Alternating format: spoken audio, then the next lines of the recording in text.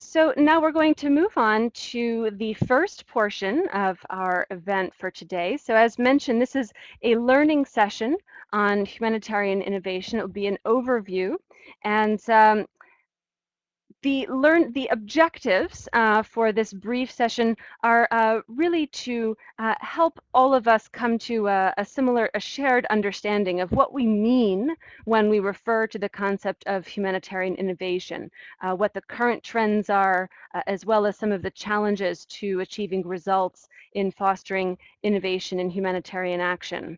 Um, More specifically, the learning objectives we've identified are to understand the concept of humanitarian innovation and how it relates to innovation in general. Second, familiarity with the main basic models for the innovation process. Third, to have a basic knowledge of the main current initiatives concerning humanitarian innovation, and there are many such initiatives, and we're fortunate to have several people with us today who have been intimately involved in several of those initiatives to be able to share from that experience. Fourth, appreciation of the particular challenges related to fostering innovation in humanitarian action. And finally, familiarity with the role of ethics in particular in relation to innovation, which will lead us into the consultation portion of today's event. So we're very fortunate to have with us as a guest expert presenter for this learning session, Alexander Betts, who is currently director of the Refugee Studies Center and Leopold Muller Associate Professor in Refugee and Forced Migration Studies at the University of Oxford. His research focuses on international politics of refugees and humanitarianism, and with a particular geographic focus on sub-Saharan Africa. Alex has previously worked for UNHCR and has also been a consultant for a number of different organizations, including the Council of Europe, UNDP, UNICEF, IOM, OCHA, and the Commonwealth Secretariat. He currently sits on UNHCR's I-Circle and is a member of the World Humanitarian Summit's thematic working group on transformation through innovation. And then again, very importantly for us today, Alex is the founding director of the Humanitarian Innovation Project. So I think without further ado, Alexander will be giving the floor to you and invite you to take it away. Thanks again very much for being with us. Your kind introduction, Angharad, and thank you, Marcus, for getting everything set up. It's a great pleasure to have all of you listening to this introduction. Basically, over the next 25 minutes, I want to give you an overview of humanitarian innovation. What is it? Where's it come from? What potential is there? And how can we unlock that potential in a very practical way? What I'm going to present draws upon the research of a project called the Humanitarian Innovation Project that myself and a number of my colleagues in Oxford have worked on, which is based at the Refugee Studies Centre at the University of Oxford. The way I'm going to structure this overview is in 5 parts. I'm going to say a little bit about what innovation is, what humanitarian innovation means, and how we can think about it. Secondly, the way in which that concept is being integrated to improve organizational responses, particularly amongst UN organizations and NGOs.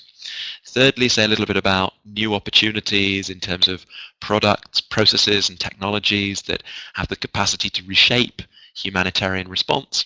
Fourthly, say a little bit about something that we think is particularly neglected but important in this debate, which is the innovation capacities, creativity, talents and aspirations of crisis-affected communities themselves, including refugees and displaced populations, to engage in innovation. And finally, just as a precursor for the next section, say something about briefly the ethical challenges that arise when we think a bit about this topic. So beginning with humanitarian innovation, what is it and where has it come from? Well, there's been a turn, I think, over recent years, particularly since about 2011, towards thinking about the role that innovation can play. Innovation is a language very commonly used in the private sector. Businesses talk about it all the time, but we've rarely heard it in the humanitarian context. Until a few years ago, AllNap convened a meeting in London to start thinking about some of these topics. published an important paper, and subsequently a number of organizations, notably UNICEF and UNHCR, developed their own programs around innovation. I think as a concept, though, it's drawing together a number of ideas that have always been part of the humanitarian sector or have been around for a long time. It's become an umbrella term to think about the role of the private sector, the role of technology, the role of partnership. But beyond that, I think what these ideas have in common, what humanitarian innovation has in common, if we think about it from a capabilities approach, is that all of these areas are areas in which the humanitarian sector has often historically lacked in-house capacity for finding solutions, and in which, with changing opportunities but shifting challenges around the world, with a number of very serious crises, the changing nature of conflict, there are ways in which the humanitarian sector can reach outside and look for other ideas, products and processes. I think the risk has always been that innovation is often seen as a possible buzzword, that it comprises many things: technology, partnerships, the role of affected communities, that we often associate it with a number of high-level products. This slide illustrates UNICEF's School in a Box, their use of Plumpy Nut as a tool for addressing acute malnutrition, or the Life Straw as a way of getting clean water out of otherwise non-potable water sources.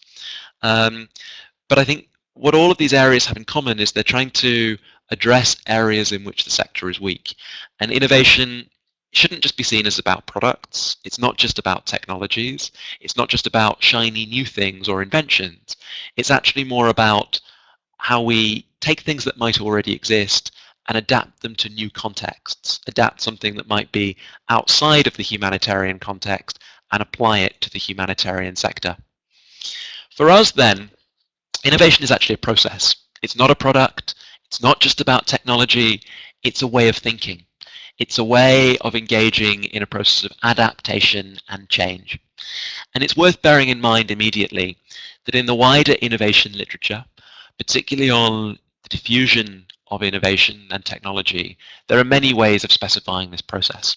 But in our project, we think about innovation as a four-stage process. Firstly, it involves defining and specifying a problem, clearly identifying an opportunity where there's something in the world that needs to be changed. Secondly, finding a potential solution to that, which might be a product, might be a process, might be an idea, might be something that already exists out there in the business sector or elsewhere. Thirdly, testing, then adapting and using that solution to see if it works, to improve its effectiveness in context. And fourthly and finally, if appropriate, scaling it more broadly. Now, as you'll see from the diagram, none of these stages are linear. The arrows go in multiple directions. But there are a number of ways in which all of us engage with this process in our day-to-day lives. Everything we do, we revisit and try to improve. We try to think about what the problem we're addressing is, how we can look for solutions outside, see if they work, and then scale them to all of our areas of activity if it's a positive thing to do. In the innovation literature, that process of iterative problem solving, of going through those stages of adaptation and change, is identified as being associated with a number of things.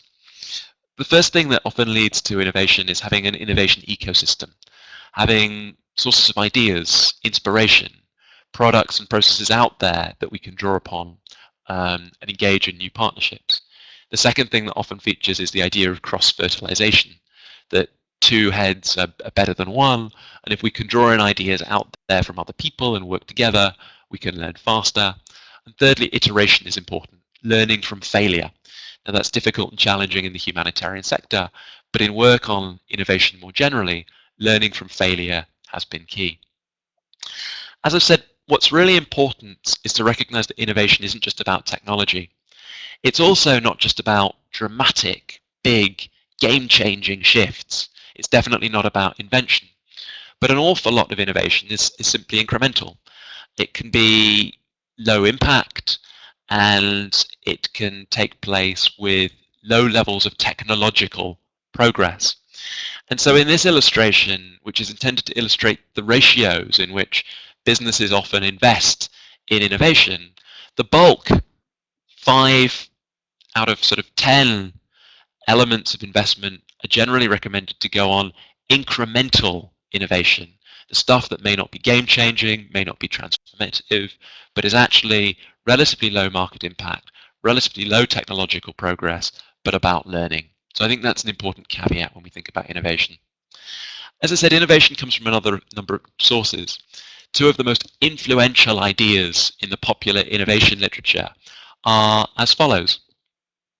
Stephen Johnson has published on the idea of cross-fertilization and the idea of what he calls the adjacent possible, which is that if we have two minds who have been working on different problems, thinking about different sectors, maybe one in the health sector, one in water and sanitation, or one in an NGO, one in a business, if you bring them together, they can often have a breakthrough. And so things like allowing people to go on secondments, to work in different organizations, to have different experiences, and borrow ideas can actually lead to change. The second thing that's really important is iterative feedback, learning over time, learning quickly, failing quickly in some cases. Tom Wojcik has done a famous TED talk called the Marshmallow Challenge. And in the Marshmallow Challenge, what happens is teams are given some basic items, some sticks of spaghetti, a yard of sticky tape, a yard of string, and one marshmallow. And the teams are given 18 minutes in which to build the tallest freestanding structure. And what's been really fascinating about this challenge is that on average, a group of kindergarten kids aged 4 or 5 years old do better than university students, including MBA, Master of Business Administration students. So the question is why? Why do kindergarten kids do better? Well, the reason is they get on with the job. They iterate, the structure collapses many times, but they just get on with it. They don't sit around talking about it, they iterate, and so they learn quickly, and ultimately they do better. So some of these ideas have been imported recently into the humanitarian sector. They've been used to adapt innovation theories. So the Humanitarian Innovation Fund thinks of innovation as a 5-stage process involving recognition of a problem, invention, development, implementation, and diffusion. Different from our approach, but nevertheless a very valid way of looking at innovation. And there's been a proliferation of innovation units and funds. UNHCR has developed UNHCR Innovation with the mantra Amplify, Connect, Explore.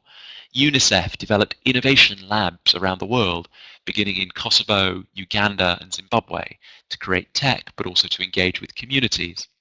The Humanitarian Innovation Fund has been funding at all levels innovation. And at the bottom left-hand side of the slide, you'll see the now famous refugee housing unit developed by the IKEA Foundation in collaboration with UNHCR based on the largest private sector grant to the United Nations in the United Nations history. And it's being piloted and scaled at the field level.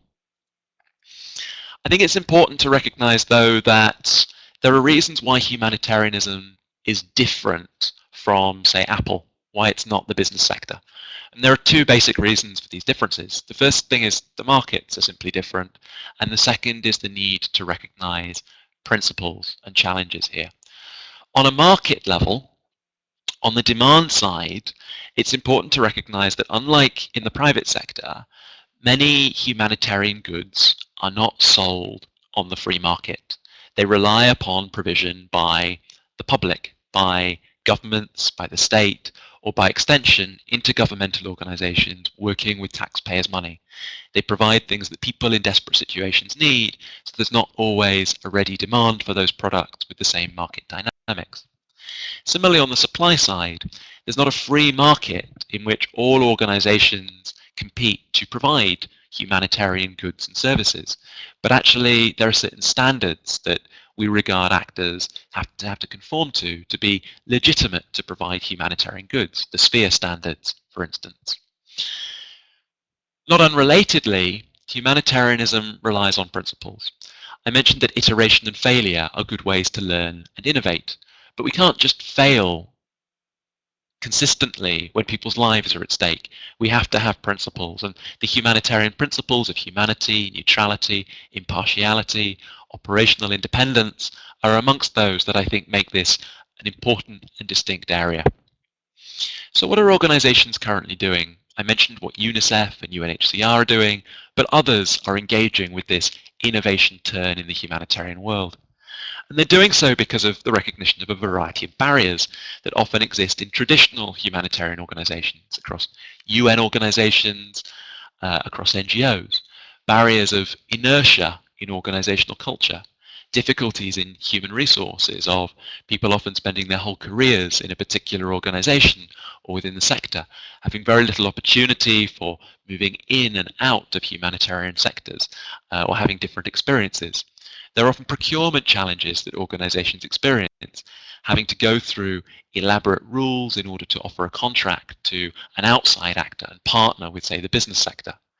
There are often barriers of the lack of a monitoring and evaluation culture, making learning difficult at an institutional level. Often there are challenges of humanitarian finance that make high-risk strategies of learning hard for organizations to engage in, and real difficulties of informational management. So a lot of these areas are the reasons why more and more humanitarian organizations have tried to engage with innovation.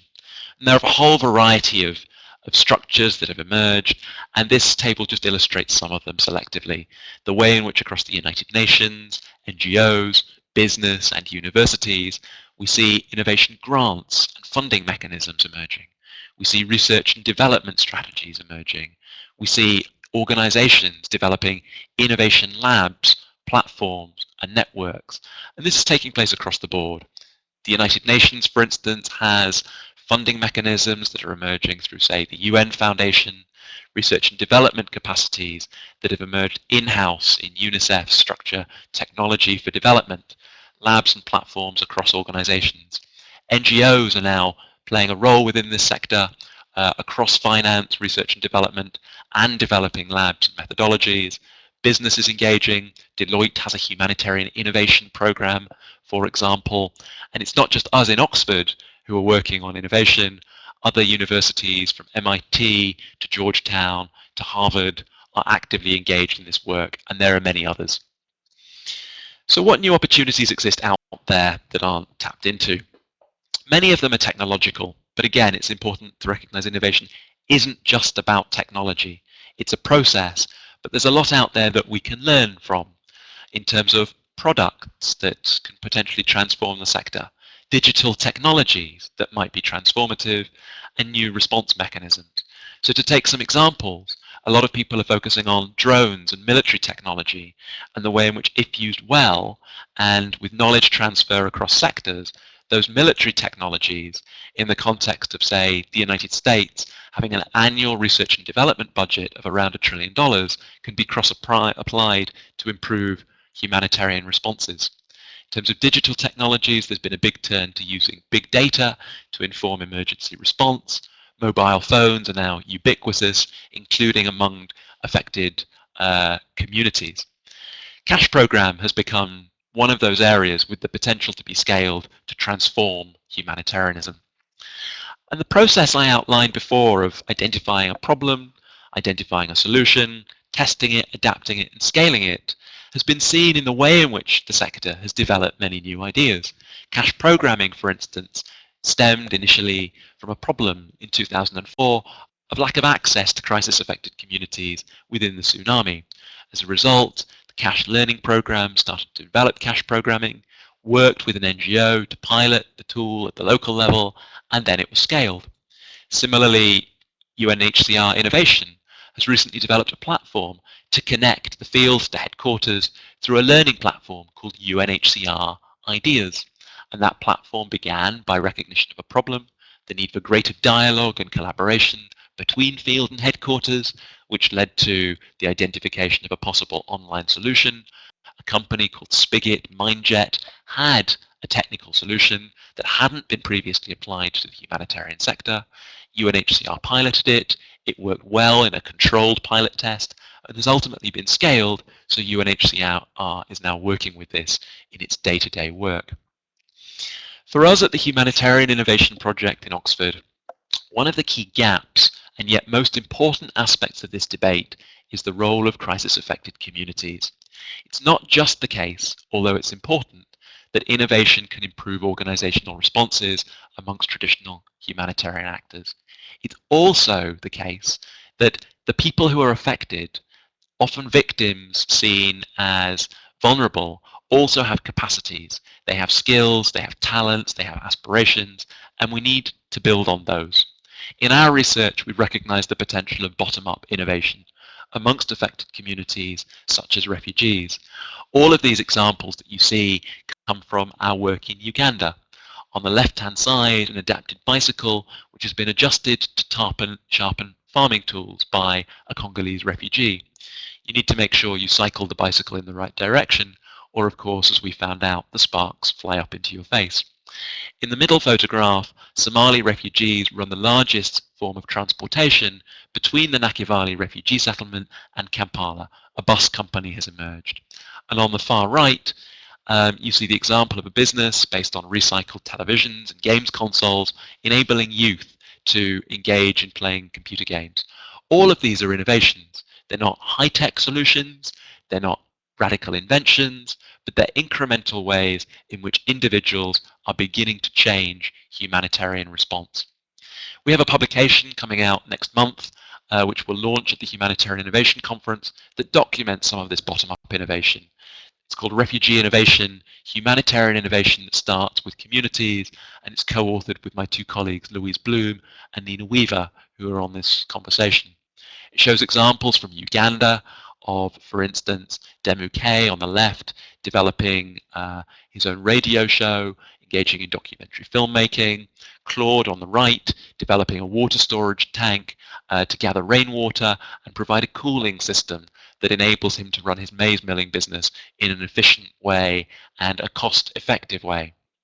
In Jordan, we've looked at the Zaatari refugee camp, which has often been seen as a space of entrepreneurship in the so-called Champs-Élysées on the left, where you have literally hundreds of entrepreneurial refugee businesses. But it's also the case that many refugees, Syrian refugees in the Zaatari camp in Jordan, adapt their own shelter structures. They take the tents and portable cabins they're provided, and they adapt them by creating new structures, moving structures, reconfiguring them, redecorating them, adapting them to use, upcycling them. And all of these responses show an adaptive community response. And we have a reference to that we can happily share, so you can see this report when it comes out in just over a week's time. In Kenya, in Nairobi, for instance, refugees engage in entrepreneurial activity in the so-called Eastleigh estate. Some of that's very creative. There's a new area called Eastleighwood involving filmmaking, modeling, and creative enterprise. In South Africa, focusing on Zimbabwean communities in Johannesburg, we found many Zimbabweans providing education to their own communities. The Albert Street School, for instance, on the left, is one of the most successful schools in terms of educational outcomes in the whole of South Africa. How do we enable that bottom-up innovation is an important question. Well, we need to firstly provide an enabling environment and the conditions in which people can innovate. We need to ensure that people have skills, access to finance and microcredit. Basic infrastructure like electricity, access to roads, transportation can help people help themselves. We've also found that connectivity matters. A lot of affected communities use the internet and mobile phones, not just for leisure and for communication, but also importantly as part of their primary income generating activities. So we can create a better enabling environment. We can also potentially create innovation spaces for bottom-up innovation. The photograph you see illustrates UNICEF's Innovation Lab in Kosovo, where they work with Kosovo youth to empower them to develop social enterprises that help them develop schools and also help the communities while helping themselves. But finally, all of this potential for innovation management in the humanitarian sector requires that we engage with some ethical questions. There are real ethical issues here. Humanitarian innovation involves working with new actors, new businesses, new multinational corporations, a range of local actors. It involves new technologies, and many of those technologies have often come from difficult and challenging circumstances. Some come from the military. There are also power dynamics that are very important. When we think about new actors entering, say, refugee camps, multinational corporations that may be primarily motivated by a for-profit motive, it becomes really important that we keep in mind those power dynamics. There's a real risk that if something goes wrong with innovation in this sector just once, it will have dramatic effects on the legitimacy and credibility of humanitarian innovation. And this has been described as a digital Goma moment, for instance. If technology is really terrible, something bad can happen. To give an example of this, the San Francisco-based company Samasource engaged in a pilot partnership with Care International to provide micro work and virtual work for refugees in the Dadaab refugee camps in northern Kenya. In the little bit of work we've done to research that, it wasn't a successful outcome. A lot of that was to do with the regulatory environment of the government, where because refugees were not allowed to work on the same terms as nationals, Samasource wasn't able to pay them as highly, refugees complained of exploitation, and while it wasn't necessarily the fault of the company involved, it led to a bad experience that in some ways could risk discrediting that type of work if managed badly. So we've got ethical issues arising from the question of whose problems and solutions are we dealing with? Who should speak for crisis-affected communities? Who's accountable within the humanitarian ecosystem for things that work, for things that don't work? If something goes wrong in experimentation or learning, who is responsible? When pilots and experimentation take place, it raises issues of research ethics, issues of if potentially displaced populations become guinea pigs, what does that mean? Similarly, there are questions of who should benefit. What does it mean to be a just beneficiary when innovation takes place? If a company benefits from developing or scaling a product, why should they be the exclusive beneficiary rather than the partners and the affected people on the ground also benefiting? There's also the issue of do no harm, which is dominant across the humanitarian sector, and the question is how we underscore that basic principle. So ethical issues arrive at each stage of the innovation process. At the level of the problem, whose problems do we deal with?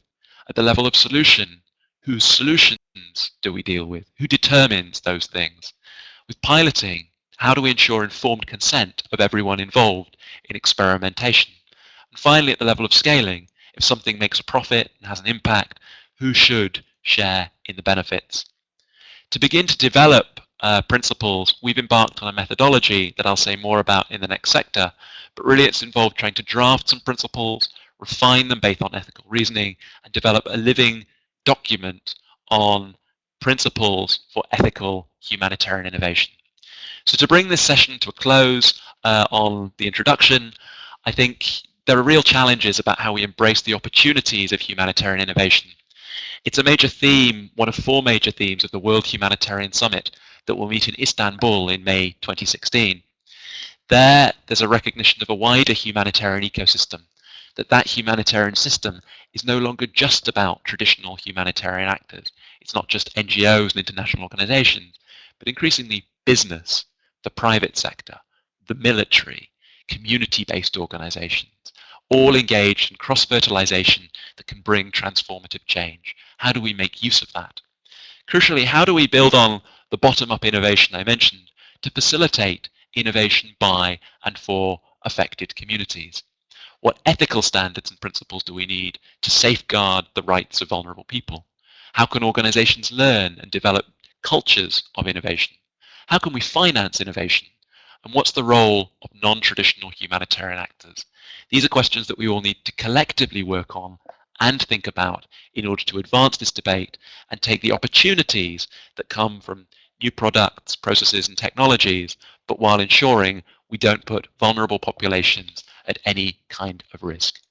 Thank you very much. Wonderful. Thank you very much, Alexander. For those of you who have joined us just in the last few minutes, we've just benefited from a presentation from Alexander Betts, who's director of the Refugee Studies Center and is Leopold Muller Associate Professor in Refugee and Forced Migration Studies at the University of Oxford. Thank you again very much, Alexander, for setting the stage for the next portion of our event and for providing such a very useful learning session in its own right. I would like to mention before we move on to the next portion that that learning session was recorded and will be available. And furthermore, for those of you who are members of the association and who are participating in our continuous learning credits program, there will also be a brief assessment, a series of questions assessing knowledge gained from this session, and that will be emailed to you. A link will be emailed to you following the session. But in order to access the assessment, it's important that you note the number on your screen, 8312. That's the assessment code that will enable you to access the assessment via the link that will be emailed to you. Very good. So we're going to be moving now to the second portion of our event. I'd like to welcome three additional experts to join Alexander to form the panel for this next portion. We're very pleased to have with us first Kim Scriven, who's manager of the Humanitarian Innovation Fund, the HIF, which was mentioned by Alexander in the learning session and which is described as a unique facility supporting the development and testing of innovations in international humanitarian action. Kim has been a long-standing advocate, personally and professionally, for increased investment in innovation by the humanitarian system. He worked previously at ALNAP, where his work focused on supporting innovation in humanitarian organizations and on promoting learning around innovation. And before working with ALNAP, previously Kim worked with the humanitarian advocacy team at Oxford GB. We're also very pleased to welcome back today a previous speaker from another one of our events on the World Humanitarian Summit process. Very pleased to welcome back Rob Bayer, who brings a unique combination of seasoned experience in business and social entrepreneurship, education, and technology. Rob is based in Kenya, and he's lived in Kenya for the past 12 years. His passion and his work is to create a space for innovative and entrepreneurial individuals, Kenyans, to explore creative opportunities to build social enterprises that positively impact the lives of the poor. As executive chairman of his organization, Vilgrow Kenya, Rob has led the replication of the successful Vilgrow Innovations model of India, bringing it into Kenya while supporting a pipeline of 50 health innovators who have been part of the Grand Challenges Canada Stars in Global Health initiative. So a warm welcome back to Rob. And then finally, we're very pleased to welcome today Pascal Dodin, who is Senior Advisor in the Division of Multilateral Organizations, Policy, and Humanitarian Action of the ICRC, the International Committee of the Red Cross. He's based here in Geneva, but Pascal has held several senior positions with the ICRC, both here in Geneva and in a number of different field locations, including in Pakistan, Afghanistan, Iran, Saudi Arabia, and Lebanon over a long period of time. Before returning to the ICRC in 2011, he was, for a certain period of time, the Global Safety and Security Director with CARE International, and prior to that was Deputy Head of the Counterterrorism Unit in the Swiss Department of Defense. So it's great to have all of you with us here today, and thanks so much for agreeing to be part of our panel. So looking at the structure of the next portion here, we're actually going to invite Alexander to come back onto the air and offer a brief introduction to the development specifically of these draft principles. And then we'll have have an opportunity for any overarching comments regarding the draft principles, the overall need for principles for humanitarian innovation, and so on, inviting our other three panelists to come in at the start with any overarching comments. At this time, I'll also be bringing in a few comments and questions that we've received at the general level regarding ethics in humanitarian innovation and the need for the principles. So I'll bring in these general questions from participants at this time and give our panel the opportunity to respond. Then, for the remainder of the event, we will be taking each of the 7 draft principles in order, and we'll be spending 5 to 10 minutes on each one. We'll see how it works with the time. Going through each one, asking again Alexander to briefly introduce the thought behind the principle, and then to give our other panelists an opportunity to very briefly provide 1 or 2 prioritized points or prioritized thoughts regarding this specific principle in question, and then take in additional questions or comments from our participants. So we have a packed agenda ahead of us for the next period. So I'm going to give the floor back to Alexander and take this opportunity to very much encourage all of our participants. If you have questions at any time, please do try to link them as much as possible to one of the specific 7 principles that will be discussed, and submit those questions or comments if you have them in the Ask a Question box in the lower right-hand corner. So, Alex, give the floor to you. Angharad, and thank you, Kim, Pascal, and Bob, for joining this conversation as well. This is work in progress, and this is an area where, through all of your feedback and through discussion, we can improve what are very much a draft set of principles for ethical humanitarian innovation. Our work on these principles began from a recognition that across humanitarian innovation, there are a wide range of ethical challenges and dilemmas, that there's vast potential that comes from humanitarian innovation, but there are risks. And from recognizing that there were really no ethical principles in this area, we thought that we needed to build something through dialogue, through debate, and engagement with all of those people who want this to be seen to be done well and ethically. And so we began that with a workshop that took place as a World Humanitarian Summit workshop at the University of Oxford in April of this year.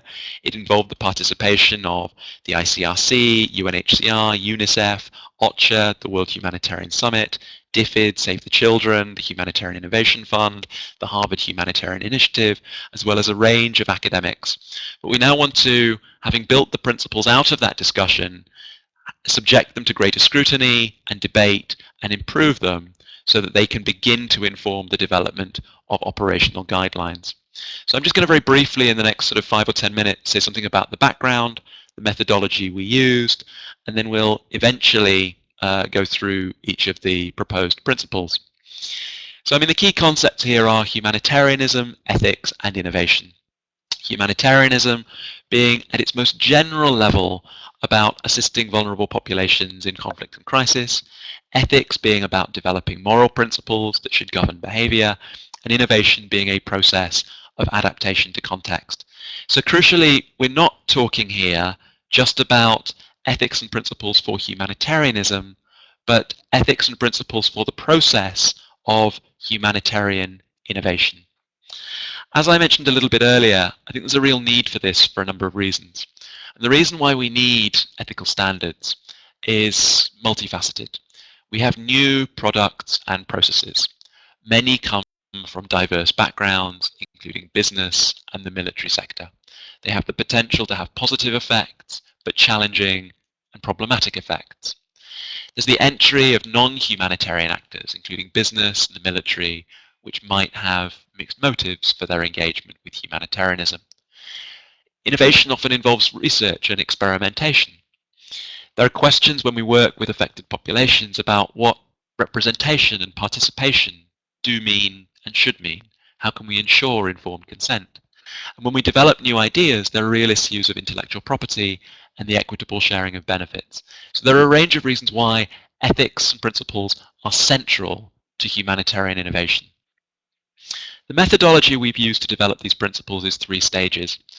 We began with a set of very early draft principles. Early on, the so-called United Nations Innovation Network developed principles for innovation in humanitarian and disaster response. Those UN Innovation Network principles, however, mainly related not so much to ethics and principles for ethical innovation, but generally about principles for managing innovation and innovation management. We started with those, and then we scrutinized them to debate. We have refined them through the workshop in Oxford based on ethical reasoning and scrutiny to develop a draft living document.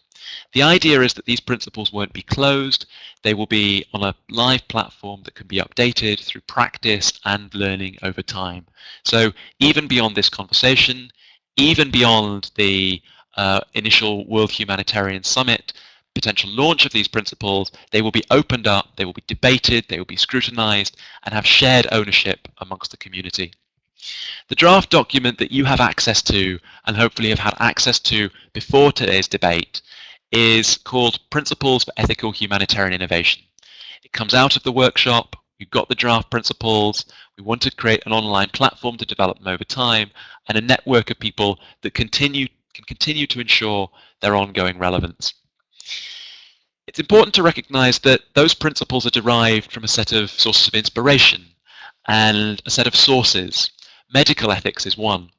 For a long time, medical ethics, as with, say, business ethics, have had sources of principles and sources of guidance. Medical ethics has 4 core elements. Respect for autonomy, the recognition that individuals have the right to consent in what they do insofar as they have the capacity to consent.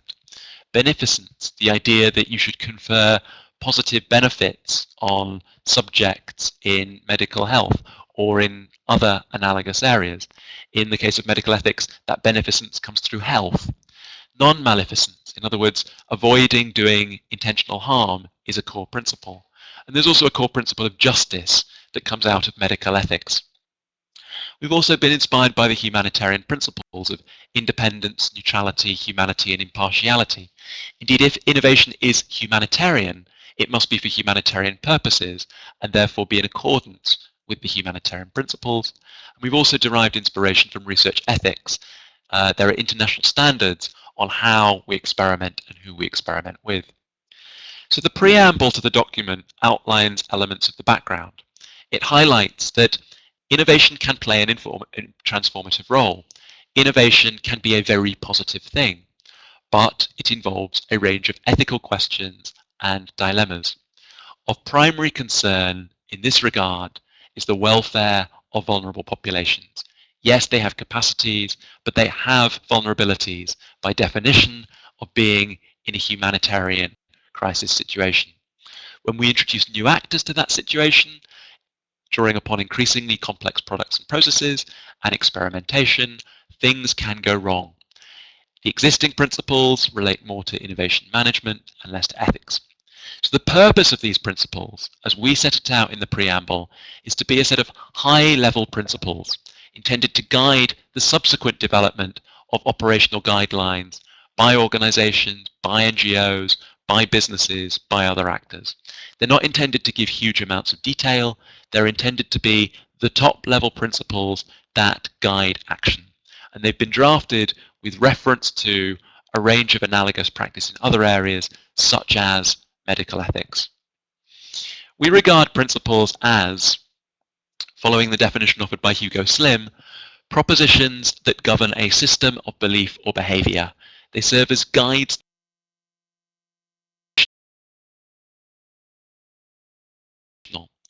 In other words, crucially, principles are not there to resolve every conflict or ethical dilemma that emerges, but to be a guide for action, a principled set of requirements. Some of them might be absolute, but some of them might have to be adapted in context based on the aspirations we have in accordance with our values. We've developed our principles based on working with and from standards that exist in other areas. And at the workshop, we had experts on medical ethics, business ethics, humanitarian practice, and humanitarian ethics. We understand principles to be statements of value, to evolve over time rather than being fixed, and to lead to complementary governance structures such as ethical review boards that might monitor implementation over time. So I think I'll leave it there, and we can focus on the particular principles when we get to them, but it's just worth noting that I'd encourage you to open up the document in front of you. It gives the preamble, it sets out the principles, and offers some of the rationale that we've had in developing these principles. They're a draft, they require debate and scrutiny, but they've gone a certain distance on that journey already. Thank you. Excellent, and thanks again, Alexander. I'd like to note here, following on your point regarding really looking at the draft and looking at the different components of it as it currently stands, following today's event, of course, we'll be gathering a rich amount of information and input during the discussion live, but following the discussion, we would also really encourage all of the participants to continue to provide feedback. We'll provide a very big link, a big button at the end of the presentation. If you click on that, you'll be able to get to a form where you can provide additional comments on each of the principles. So would encourage you all to do that. So now I think as we'd like to move to our other panelists for their overarching remarks on this initiative, we should do a quick sound check just to make sure that we have Pascal's sound all set up, and then we'll also do a quick check with Rob. So Pascal, we'll try and give you the floor and see if you can just do a quick check of your sound.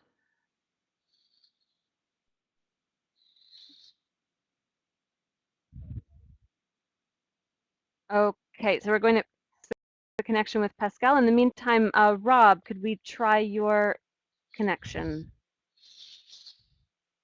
Yes, hello. Hi, everyone. You're sounding Okay, loud and clear, and thank you, Alex. Terrific. All right, loud and clear. So let's see if we'll perhaps we'll keep Rob and Kim unmuted, and then we'll see Pascal's connection. Okay. Perfect.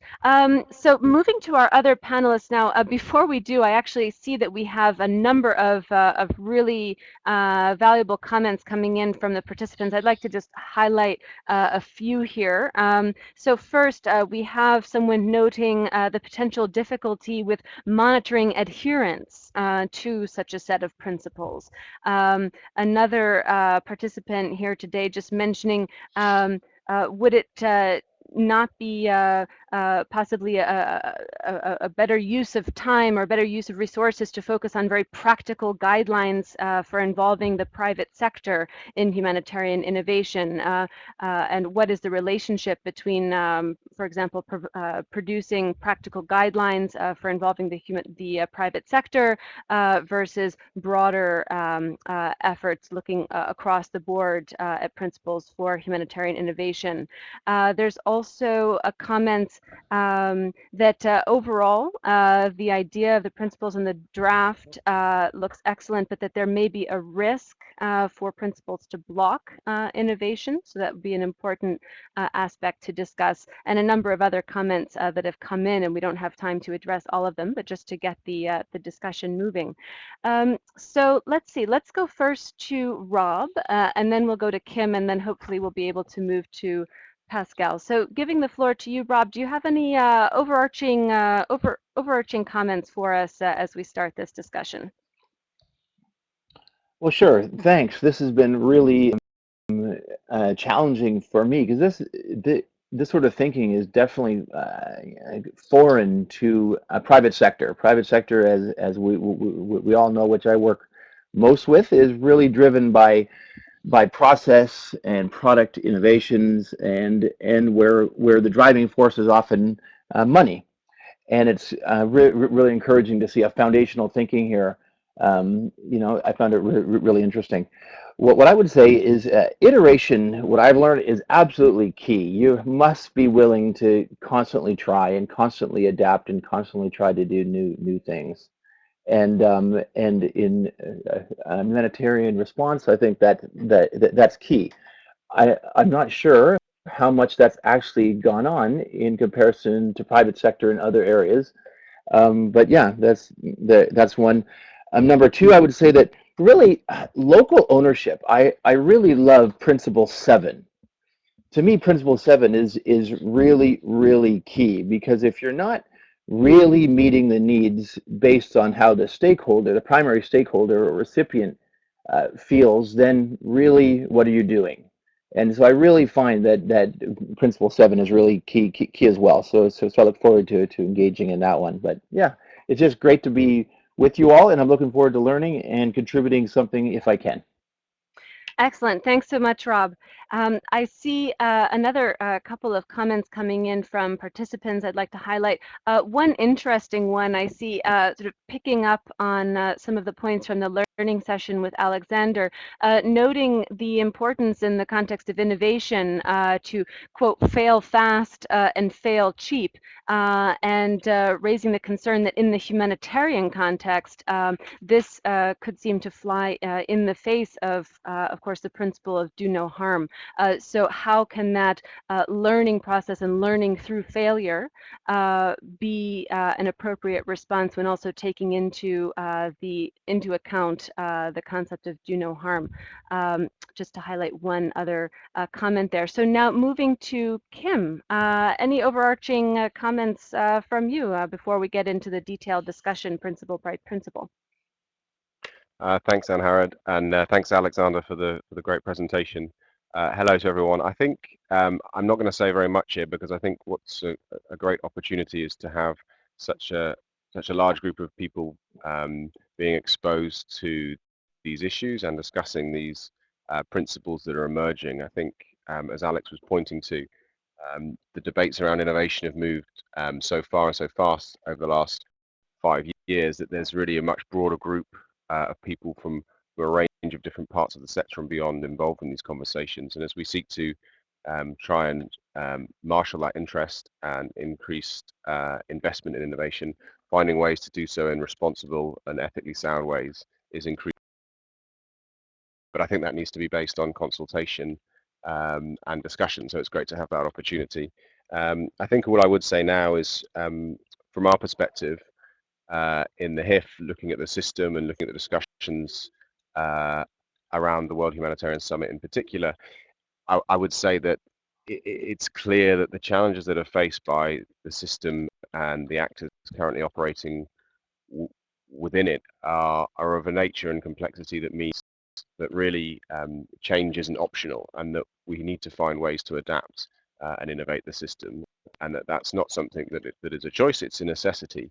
And so looking at how we do that becomes a question of how we balance the opportunities offered by innovation approaches to bring in new knowledge, new technologies, new relationships to try and find value for those affected by crisis, with the inherent risks of that. And I think that's why frameworks such as this are important, not to be structures that are enforceable, to point to one of the questions, but ones that seek to kind of guide those people who are trying to navigate very complex problems. So I look forward to the conversation.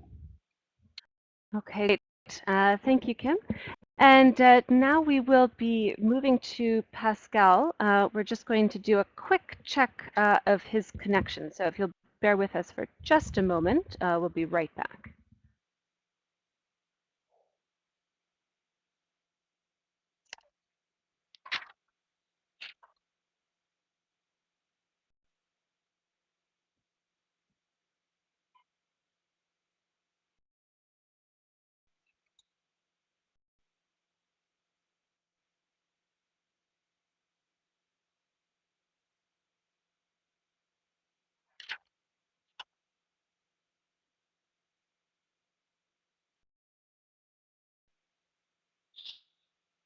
Okay, so we're still working on the connection with Pascal. We're almost there, but in the interest of time, then I think we're going to move on to the first principle that we have in the list. We're looking at 1, humanitarian purpose, and I'd like to ask Alex if you wouldn't mind making a brief introduction to this principle, and then following that, we'll come back to Pascal. Yeah. Mhm. The sort of general architecture and logic of the principles is working on a sort of logical form that has tended to underpin the way in which, say, medical ethics principles like the Hippocratic Oath are structured. And so each principle is specified quite succinctly, and each principle follows relatively logically on from the next. Principle one is basically humanitarian purpose. It's the idea that humanitarian innovation has a humanitarian purpose, and as such, it must be consistent with humanitarian principles. Then it is innovation based on those principles of humanity, impartiality, neutrality, independence, and the basic dignity principle.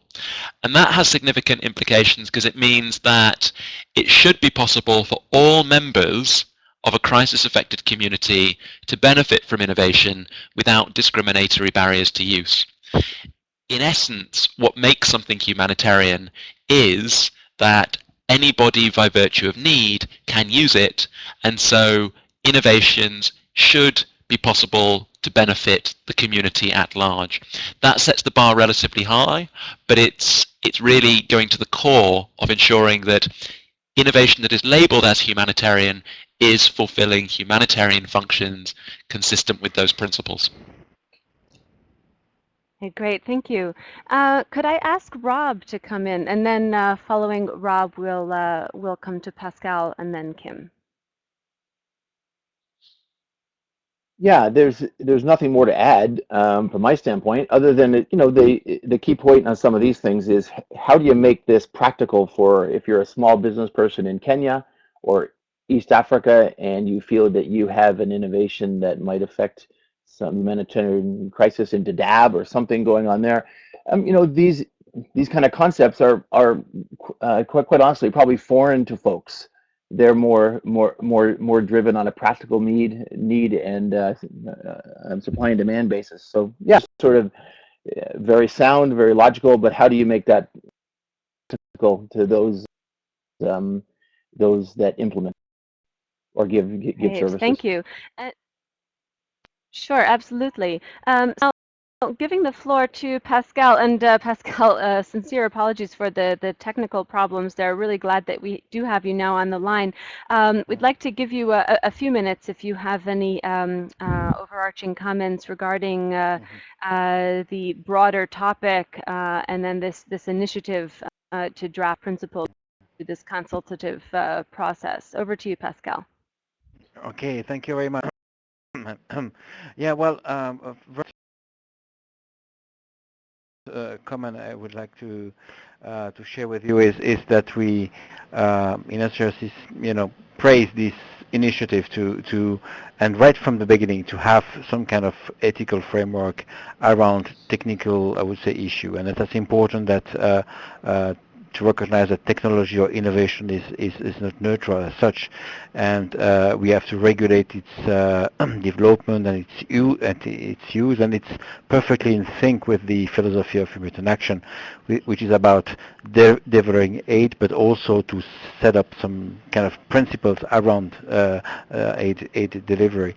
I think one of the points which is maybe worth attention is to ask ourselves whom do we serve? I think the idea, and that's quite important for us, that the beneficiaries or the victims or the people affected by conflict or natural disaster should be the primary target, and we tend to sometimes to forget that that's the reason why we are in the field, where we are deploying activities. Of course, innovation could be internal to some organizations to make our life easier, as food distributor, as protection officers, etc. But I think we need really to focus on the needs of the people and I would say the real needs of the people, and that's probably one of the things that technology cannot answer. All the problems we have in the field, I mean, in general, are a combination of objective problems, lack of water, lack of, lack of food, but also combined with, I would say, subjective factors, protection issues, malevolent actions from some actors, etc., etc. And we should not, and we should be very, I would say, cautious in the way we frame the problems we want to solve, because not all problems are technological problems, and the technology could wrongly frame the problems, and if some women are raped, in the camp latrine, maybe the problem is the attitude and it's the protection issue, and we should stop this sort of behaviors, and the answer to that, or the response to that, is not a technological gadget which eliminate the latrine area. Sounds a bit funny, but we had this kind of solutionism, as the Evgeny Morozov, the American thinker, produced a book, I think 2 years ago. I think this danger of solutionism is probably one of the main risks we should overcome in our activities, by really understanding the problem at the root, and then innovation could be a very powerful factor of improvement. But if we don't understand the hybrid combination, the hybrid natures of the problems we have in the field, protection and assistance problems combine, and sometimes, the assistance programs have their source in protection issues. We may even augment or defeat our purpose by thinking that innovation would be the solution. You can't solve all human problems with innovation. So that's why we like this initiative, because it gives us, I would say, a rather good framework on how to use innovation and technology, and never lose the compass of the ethical compass when we try to solve problems and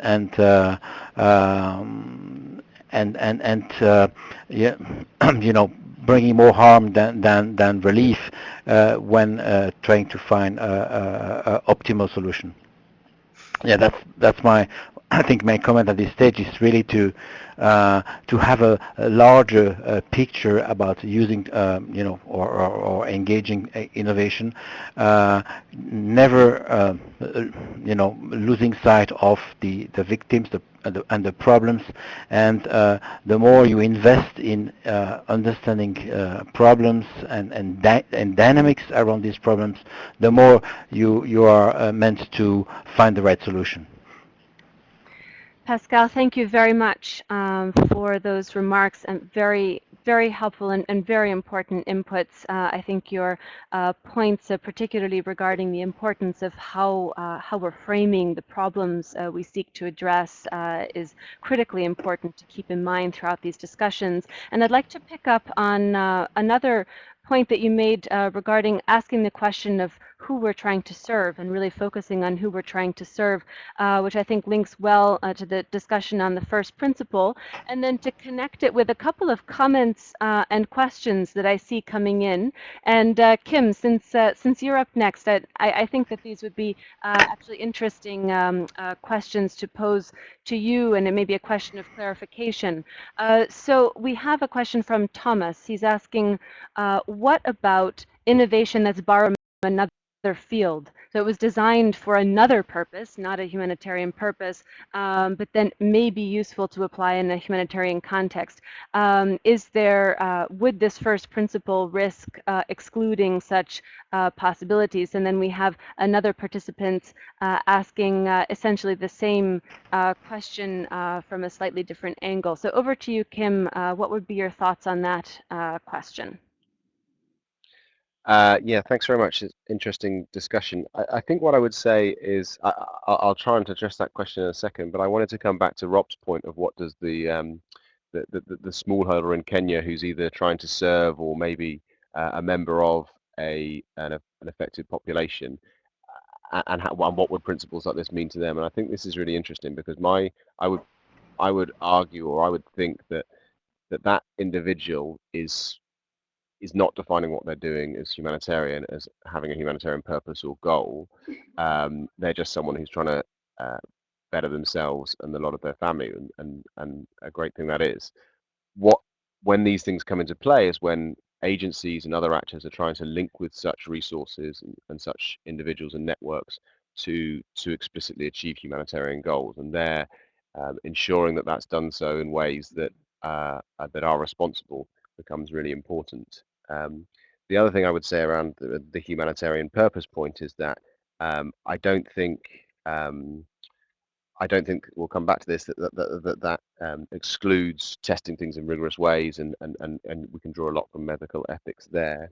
But also in terms of impartiality, I think we need to recognise that some particularly technological innovations can be quite exclusive and can only be accessible by certain elements of the population, and that can be problematic.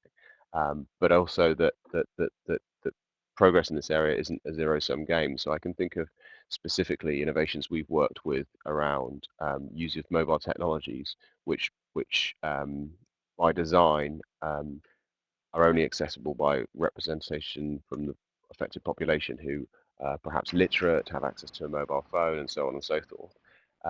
But actually, by investing in those things, if you create efficiencies and time savings, which allow you also to invest more resource in reaching out to those who might be excluded from such technologies, you can have those benefits. So it's thinking about the benefits and opportunities that come from technology in a holistic way. In answer to the specific question, I think, sorry, can you just repeat the question? Yes, of course. So regarding innovation borrowed from another field. So this is specifically on the first principle as it's framed, around humanitarian purpose. Mm. Yeah, I mean, I think it works both ways, and that's perhaps where the challenge comes with it. A lot of the things that the HIF has worked with are definitely exactly that, are taking technologies and processes that have been developed in the industrialized world or in the developed world, and trying to engineer them for use in humanitarian settings. And I think that's something that's really positive and beneficial. And those sort of shared goals where you have providers who aren't working necessarily in humanitarian settings, working with humanitarians, can be really positive. But it also works the other way. I think if we see a lot of the time the needs of actors in humanitarian settings being for things that are easily movable, robust, and cheap, those are product features that would be quite beneficial in lots of settings. And so I think there's lots of scope to develop things in humanitarian settings for use outside. And I think that's where it is potentially more problematic, where you might be using populations affected by crisis essentially to test and develop products for use elsewhere. And I think there's particular concerns there if you're held to a higher standard in certain settings rather than others. Great, thanks very much, Kim. We're going to move on now to principle number 2. So I'd like to invite Alexander again to come on the line and provide a brief description or brief thoughts behind the principle. And as he's speaking, my colleague Marcus will put up a new set of polls. So all of you participating today, please do also add your comments so we can draw them into the discussion. Over to you, Alex.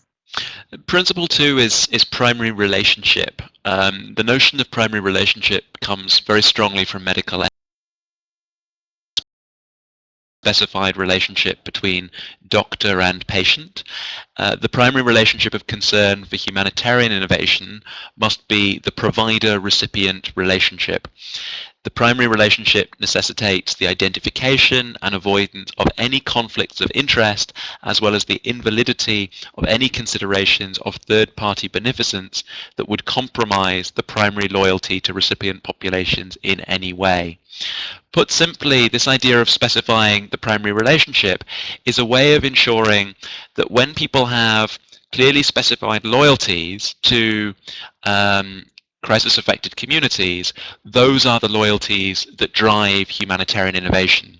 So rather than us having in mind benefits for a whole series of groups that may not be the crisis-affected community, that's where the primary loyalty lies, and we shouldn't get distracted by dual loyalties or third-party beneficence that accrues to others. So for instance, in the innovation context, this plays out for the reason that it seeks to avoid a situation where affected communities are used as the object through which other parties such as multinational corporations benefit, and the primary benefits accrue to those outside the situation. It's an idea then built out of medical ethics, but it poses challenges. It poses questions about whether we can really describe that relationship as a provider-recipient relationship, whether we should specify it in slightly different ways. It builds into the challenge questions of whether the provider is an individualized practitioner or whether actually that provider is a community, the humanitarian system, and hence there's more diffuse responsibility. But as I say, the ethos behind the principle is to specify clearly that there's a primary loyalty, and that loyalty must be towards the affected population rather than more diffuse. Great, thank you, Alex. And I see one participant comment coming in so far, noting very rightly that this one is complex. Looking at the doctor-patient relationship, it's one-on-one, whereas the provider-recipient relationship concerns multiple individuals. A very important point. So we're going to go through our panel again now for brief comments on this principle. And as we see participant comments coming in, I'll mention those as well. But we'll just run through the panel now. We'll go first to Rob. Rob, over to you. Alex, this particular principle I struggled with a little bit. Coming from a private sector, maybe Alex, can I put you on the spot a little bit and just say, can you clarify if I'm a private sector company and being either subcontracted from one of the agencies to something in DAB, how does this play out to me? You know, is it? Mm-hmm.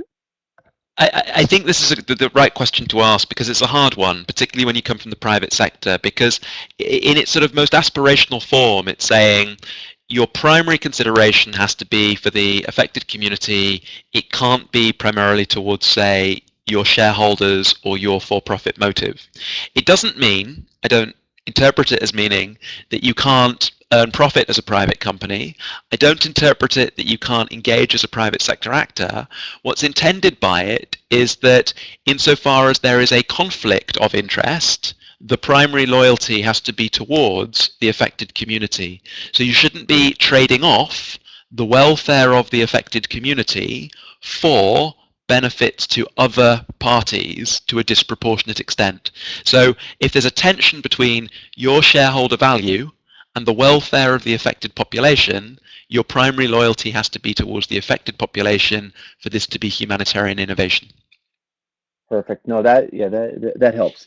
I think one of the challenges there is you know, a lot of companies would really be going in to meet a specific need. They may not look at it from a macro perspective. They'll be looking at it for you know, there's an opportunity for a large amount of fresh water, or you know, a certain amount of material there, or something for buildings, that they'll be going after a particular need and space there without really regard for the larger picture. So I'm not sure if that applies, but I could really see that as more of a having some of the the picture in mind, but not the whole thing.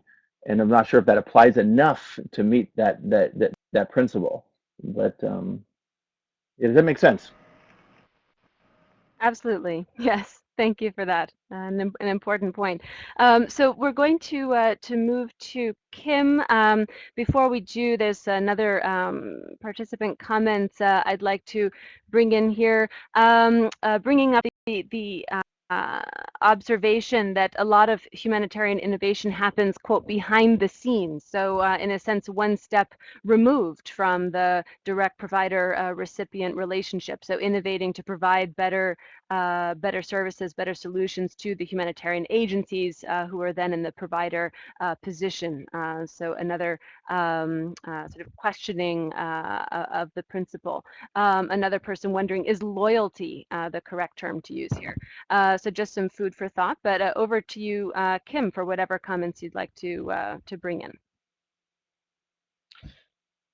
Yeah, I don't have a lot to add here, so I'll keep it fairly short, but I think this is one where it's on paper fairly straightforward, but the complexities of delivering it, particularly where you have multi-stakeholder relationships with people with different goals,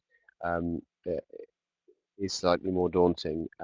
But to build on that comment, I think it's something that should permeate all all efforts of innovation, whether or not they are directly engaged with affected populations, and particularly when trying to avoid the kind of solutionism that Pascal was talking about, and the move towards sort of technology fetishism and bringing in new technologies for the sake of it rather than because they add value for affected populations. Right, thank you, Kim. And now moving to Pascal, do you have any comments specifically on this concept of primary relationship as one of the principles at hand? Well, yeah, yes, I think yeah, it's in connection with the whom do you serve, and I think that's the primary relationship with the victims or with the people, and that these people are able to voice their concerns, their needs, their aspirations as well, you know, and that's I think for us it's fundamental that we don't talk about needs only, but also aspirations and which may change completely, you know, the nature of the solution you want to develop. I think I don't think it's incompatible with the private sector, but as Alexander said, you know, your primary, would say, loyalty, or your loyalty goes to your, let's say, customers and not to your shareholders. And of course, business is based on exclusion. You know, basically the ones who can pay and the ones who cannot pay. So we need to mitigate this as much as possible, and to have an inclusive system which doesn't exclude people on the base of their capacity to pay for services or for goods. That's quite important that we maintain this primary relationship, although it's probably not an absolute principle. It's more, you know, I would say aspirational in terms of you know, giving some priorities, and just the ethical, you know, respecting some ethical compass, that if we have a dilemma, you know, the preference should be given to the recipients, and not to the company or the organization which is producing or proposing innovation.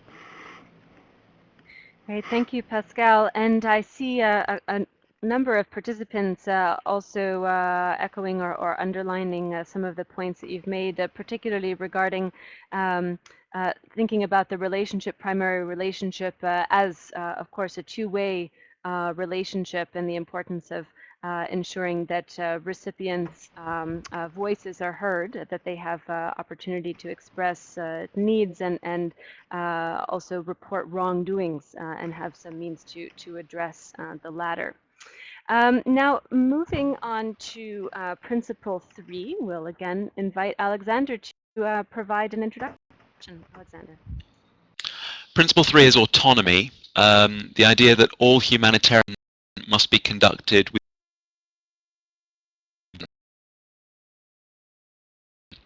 innovation must be based on representative consultation and informed consent.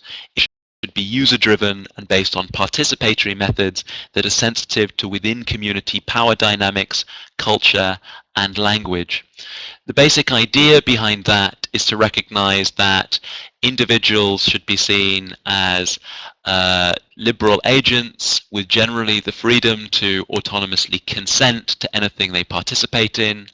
Of course, when people are extremely vulnerable, sometimes things can be done on their behalf, but that needs to be subject to principles, and the default has to be one of informed consent, user-driven consultation, and to be as participatory as possible.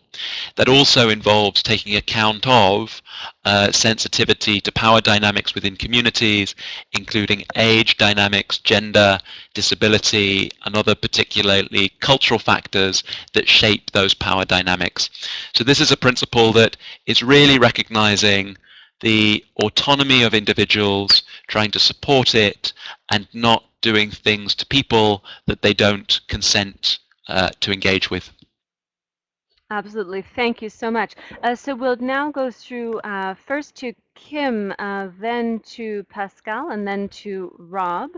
And again, I will be bringing in comments from our other participants as we go along. But first to Kim, any comments? Yeah, I think this is a really interesting one because it's obviously very important, but I think when um, there's a point in it currently around recognizing power dynamics within communities, but I think also here we need to recognize the power dynamics and power disparity between humanitarian actors and affected populations, and the reality of the limited agency that those affected populations might have, and the challenges that has around getting informed consent, particularly in situations where there's either a perception or the reality is that by engaging with humanitarian actors on projects which are associated with innovation and therefore uncertainty and risk, they're more likely to receive material benefits in future. And so I think being aware of that is really important, and looking for ways to counteract it.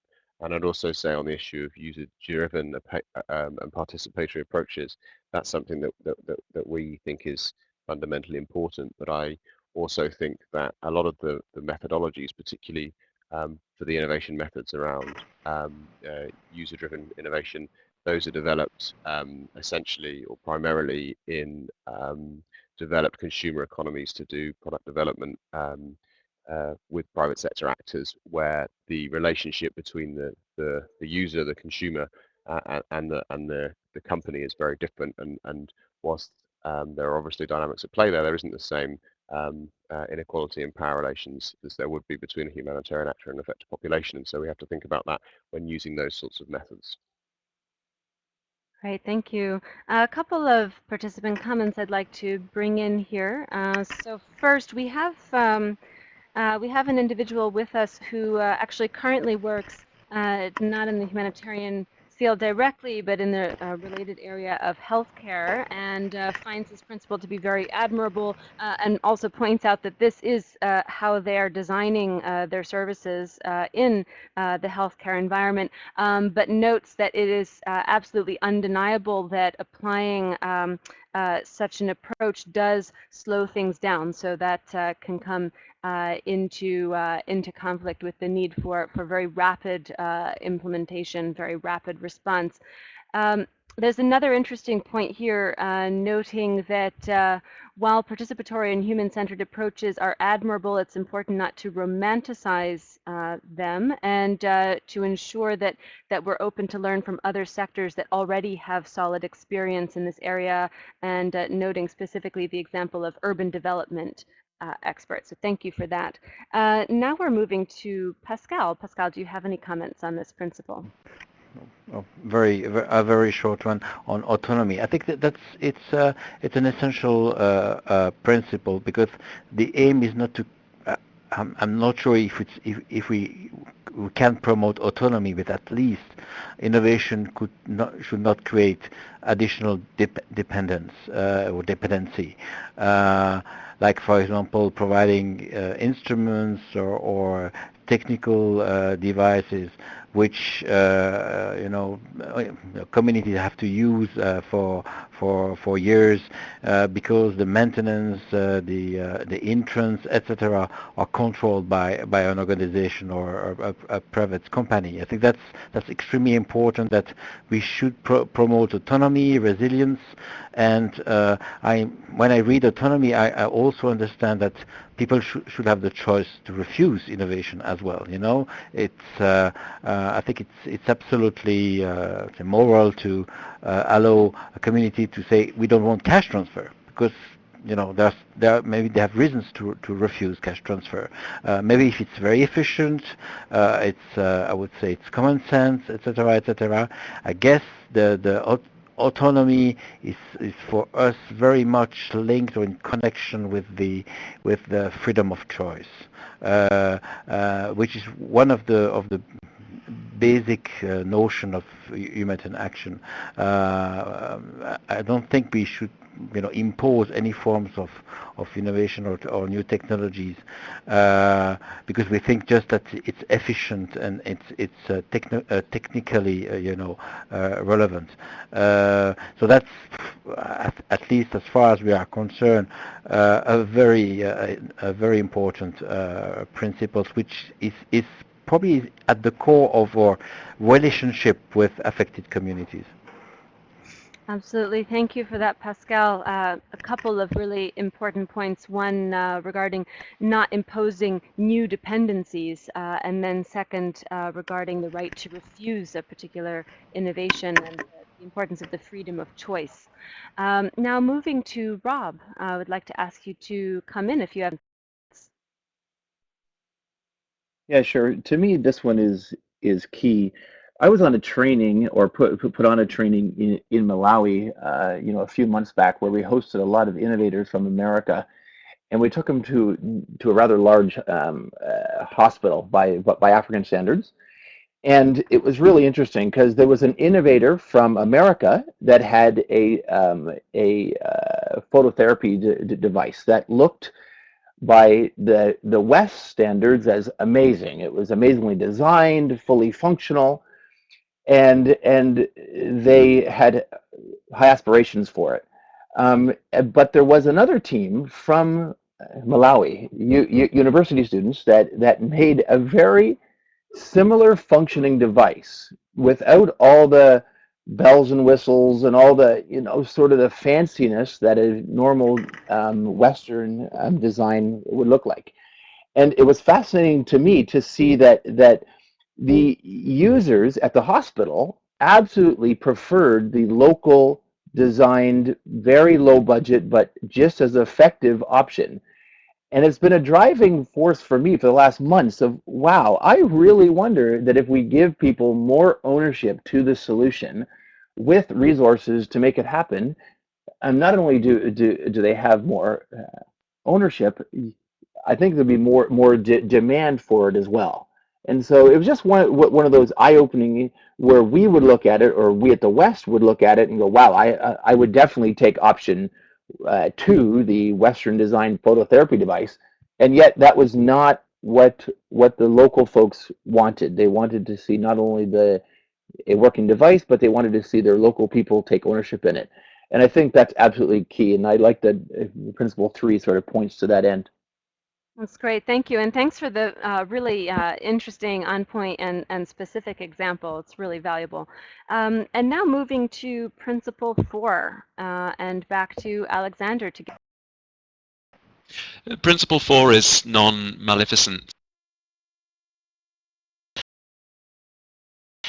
Here, the innovation must be based on a do no harm principle. The principle reads as, under no circumstances innovation lead to intentional harm.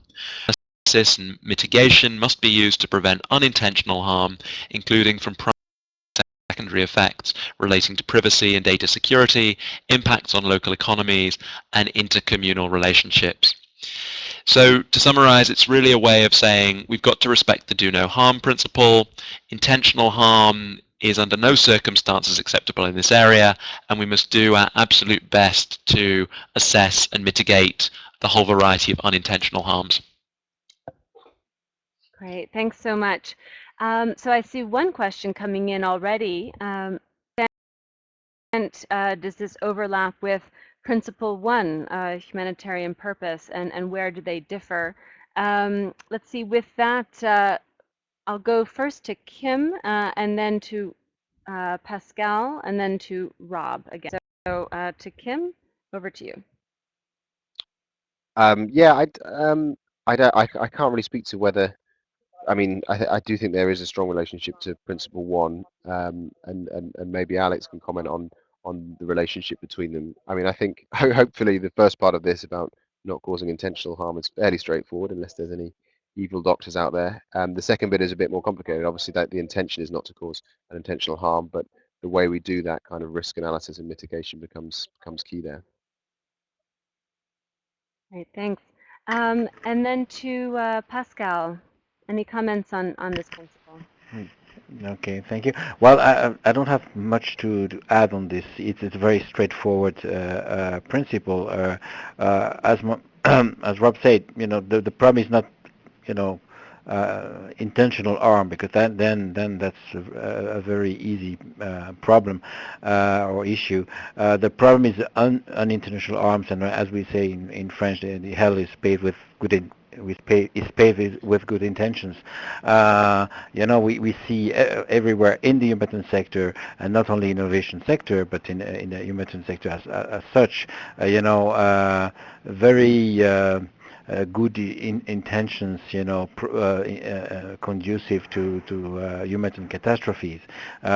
Usually, the problem with unintentional maleficence is the problem analysis. It's imposition of pre-cooked solutions on complex problems, and just ignoring the plea of the population, their advice, etc., the local legislation, the local social conditions, the understanding of cultural relations, etc., etc. I think that's I think the risk of intentional harm is I would say, very limited, but the risk of unintentional harm is far more pregnant, and we, thorough risk analysis, which should be performed systematically if we want to avoid, catastrophic blunders. Absolutely, thank you. Really important pointing out the distinction between intentional harm and unintentional harm, and the importance of risk analysis. Actually, before turning to Rob, I'd like to, if I may, go back to Alex just for a moment to ask you, Alex, what would be your response to the question regarding overlap with Principle 1, and where you see the distinction between the two, Principle 1 and Principle 4. There's a follow-up question. We don't know if this is from the same participants, but asking if Principles 1, 2, and 3 are adhered to, then wouldn't Principle 4 be somewhat redundant? Would Principle 4 therefore have no additional weight or additional impact? So over to you, Alex. I mean, I think I see them as playing slightly different roles. I think the Principle 1 is really about the need to conform with humanitarian principles, and one of the key elements there, as Kim explained, is the idea of impartiality, and so innovations not being exclusive, not leaving people out of those benefits, and ensuring that there is a general humanitarian purpose. Whereas I think that doesn't in itself clearly specify the need to take certain steps to mitigate unintentional harm, that there are needs to engage in, say, risk analysis and mitigation for primary and secondary effects, which are not by themselves covered within the humanitarian principles. So I see them as distinct. I also think it's a great question to say, well, if 1, 2, and 3 were adhered to, would we guarantee that there were no harms? I don't think we necessarily would. I think things could conceivably be done with humanitarian purpose, with primary loyalty towards an affected community, and based on consent, and still potentially lead to some harms. Some people might consent as communities or individuals to things that could be harmful. We could have good intentions through primary loyalty, and we could not exclude people, but still I think in some cases risk analysis and mitigation become important to have an extra layer of assessment that can ensure things, particularly with complex interventions, and ensure that we are aware and fully cognizant of unexpected outcomes to the greatest extent we possibly can be. Great, thanks so much for that. And turning to Rob, from your perspective, what thoughts would you have on this principle and the importance of risk analysis to prevent unintentional harm? Over to you. Yeah, thanks. I don't have too much here, except for I think that privacy of data and information and communications is key here. One of the things that saddens me, I'm not sure if this applies, but people exploit crises for their benefit. And so whether it's everything from photographers or who knows, or fake medicines and all kinds of other things that happen, it doesn't really apply, but it's sort of, when I speak of this principle, I think of those of stopping or being aware, having mechanisms to manage some of those exploitations. All right, thank you. So we're moving now to Principle 5, which is ask again Alex to make an introduction. Alex. Principle 5, experimentation. Experimentation, piloting and trials must be undertaken in conformity with internationally recognized ethical standards. All innovation activities must be conducted in full conformity with the Declaration of Helsinki of 1964 and the Nuremberg Code of 1947. It must be based on full institutional review board IRB assessments. So to explain, I think one of the aspects about the innovation process is it involves trying new things and trying to learn from them. It is effectively often about experimentation or research. And in other areas, we have good, developed, internationally recognized standards. The Nuremberg Code was developed after learning from the way in which in Nazi Germany experimentation was often done with great harm to a particular population, intended to benefit wider society, and we've generally agreed internationally that that is unethical to try to benefit one part of the population through damaging experiments on another part of the population. That's been developed into something called the Declaration of Helsinki, which is more far-reaching. When we do experiments and research, all universities, all medical experiments have to be subjected to rigorous institutional review board. And so the argument here is that analogously, when we do similar things in the humanitarian context, we should draw upon and respect those otherwise internationally recognized principles of what experimentation and research have to look like to be regarded as ethical. Great, thank you for that. And I'll just remind our participants, please do come in with comments at any time, and in this case, of course, ideally specifically regarding the principle of experimentation. So we'll go through in a new order here. We'll move first to Pascal, and then to Rob, and then to Kim. So Pascal, any comments from you on this suggested principle? I don't have much to say on experimentation.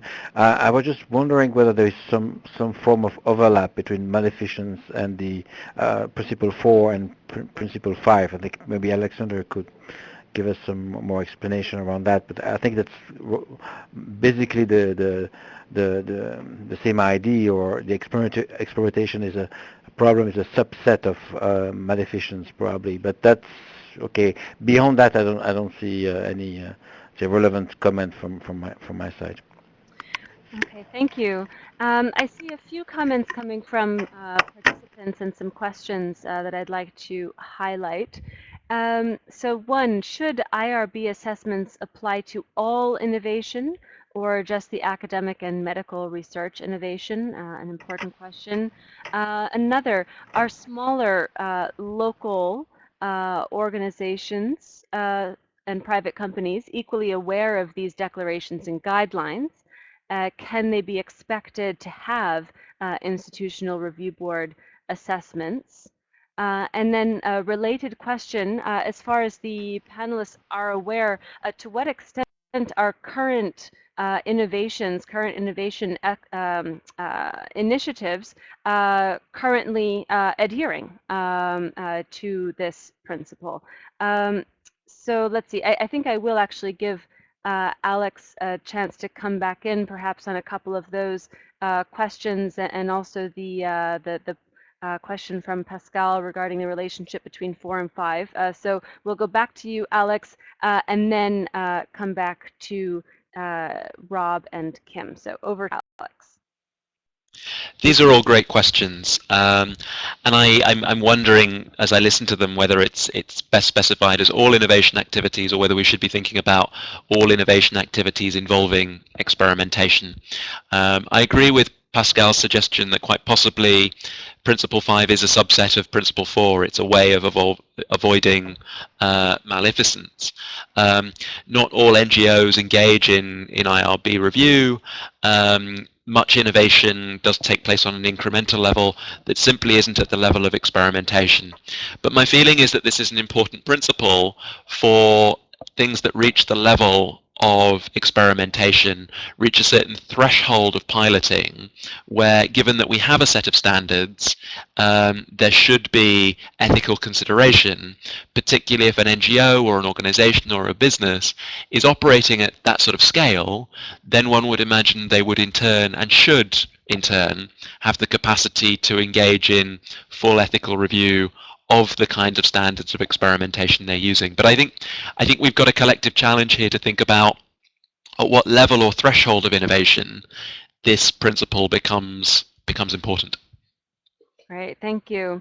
And just a note here, looking at the multiple choice poll, this flash picture of our current participants' view of the importance of the principle, it appears that compared with the other principles we've discussed so far, it is this one, Principle 5, experimentation, that seems to raise the most questions. So if we're looking at an area for continued discussion, and Alex, I think you've pointed us in some useful areas for continued discussion, this might be an important one to focus on. So now we'll go to Rob. Rob, any comments from your side?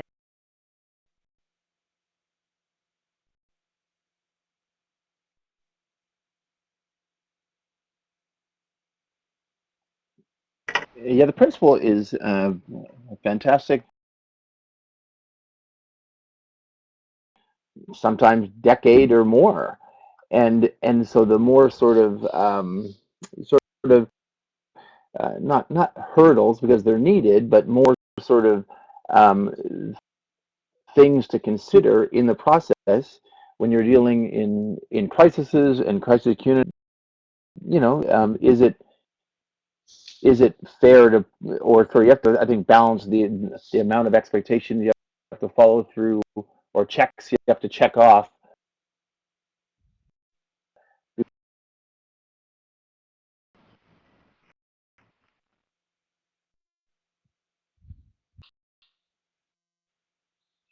Thank you. And now moving to Kim. Kim, any observations?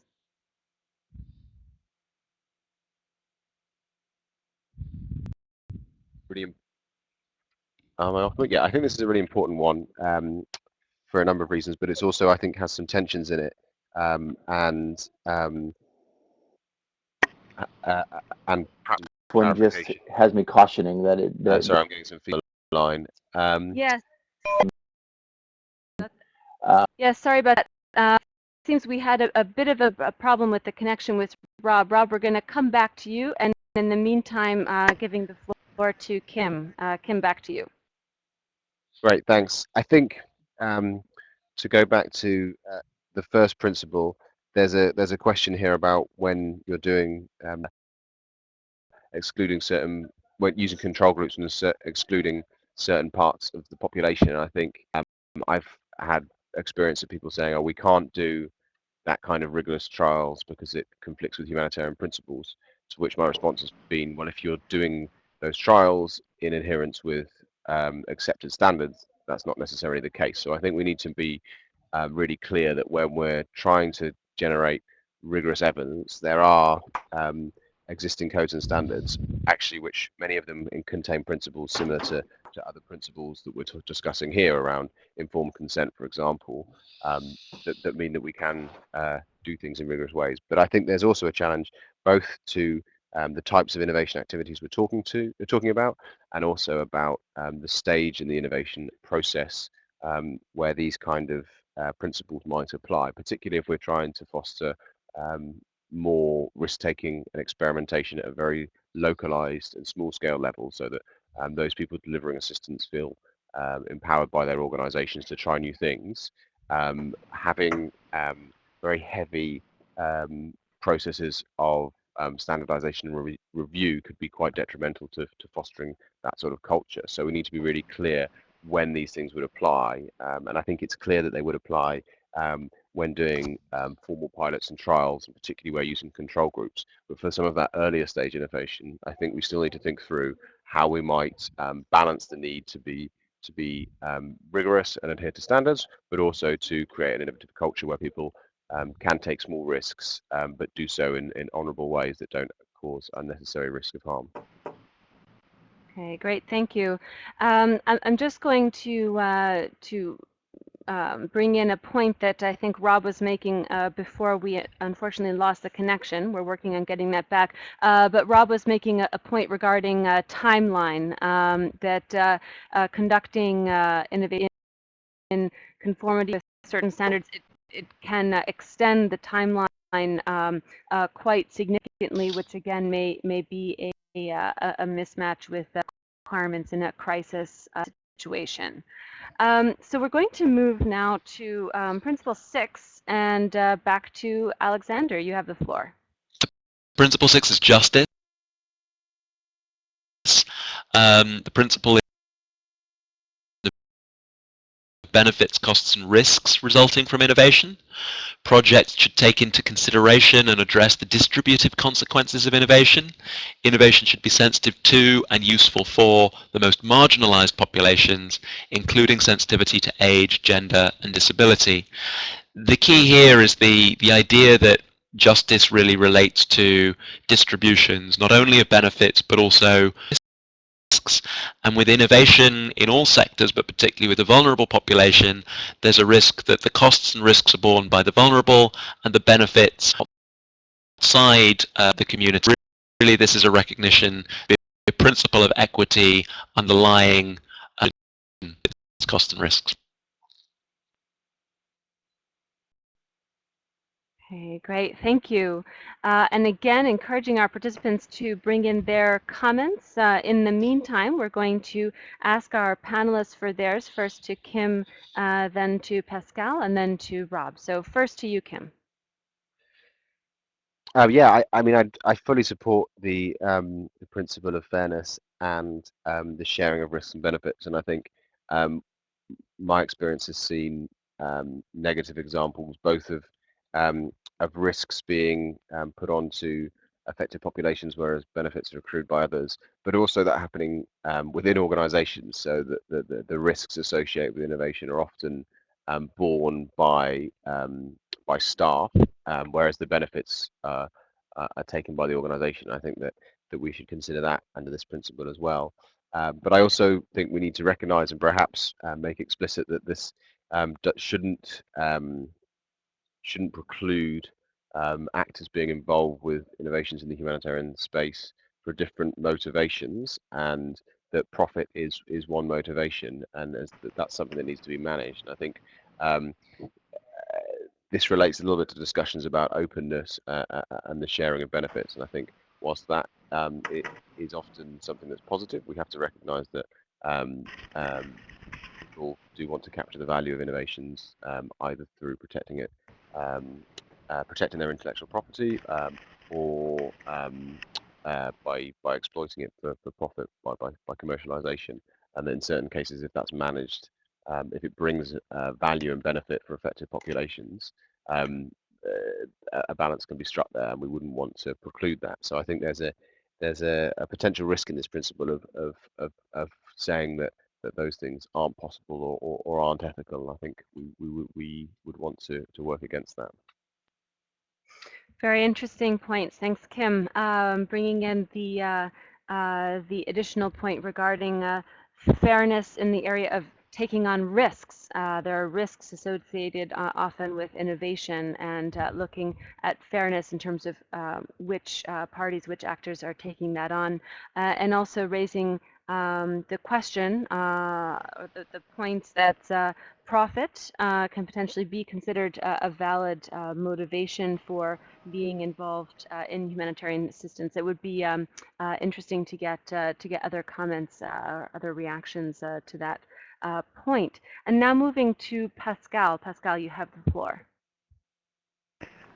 Yeah, I think we could consider that we should probably associate justice with the notion of distributive justice, and the notion of impartiality. I think we should ensure that we don't intentionally or unintentionally perform discriminations or adverse discrimination against people. In the principle for innovation and technology in development developed by UNICEF, you have this notion of using open standards, open data, open source, and open innovation. I guess that probably could guarantee some sort of justice, that there's no exclusion or mechanism of exclusion associated to this notion of justice. I think my concern is as well the problem of the people of grade. What we call in SRC people of grade. People who are just outside the realm of innovation and technology. They are not necessarily more vulnerable than others, but how do you guarantee that these people will receive their fair share of innovation and technology when the very basis of for example, technology is not there? There's no electricity, for example, or there's no even basic connection, etc., etc. So that's also this notion of meaning that there will be some discrimination, de facto discrimination between different communities, but we should be very, I would say, vigilant about the notion of intentional discrimination or discrimination induced by technology, where people are just de facto excluded and left on the side of the road. So that's probably one of the notion we should develop a bit more, because I think that's also the question of distributive justice, which is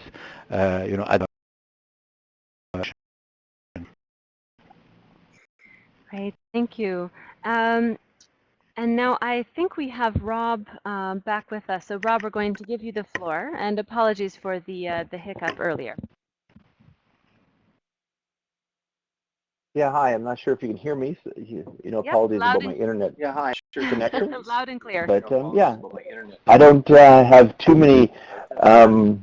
Actually, sorry, it's duplicating here.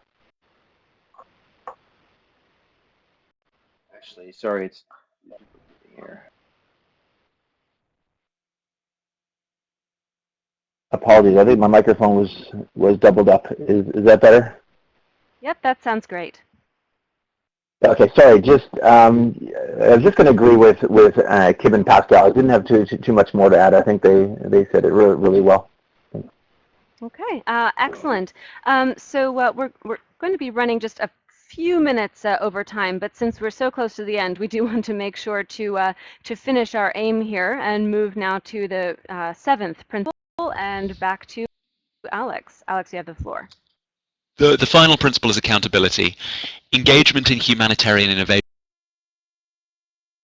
constitutes an obligation to ensure accountability to recipient populations, including establishing process for complaint and recourse relating to unforeseen and maleficence. Humanitarian innovation should take account of the wider effects on the humanitarian system, including on the effectiveness, legitimacy and reputation of the humanitarian system. All aspects of humanitarian innovation should be subject to evaluation and monitoring, including an assessment of primary and secondary impacts of the innovation process. Ethical review and risk analysis should be undertaken prior to embarking on humanitarian innovation projects and should incorporate external and third-party experts where appropriate. So on the whole, this is a call to say there should be recourse. If something goes wrong, we have to have mechanisms of scrutiny and accountability. I suppose perhaps controversially in how that's stated, the accountability is not just for harms to the population, but also possible harms to the wider humanitarian system and its legitimacy, and that we need processes in place to guarantee that recourse. Excellent. Thanks so much. So we're going to go through our panelists, first to Rob, then to Kim, then to Pascal.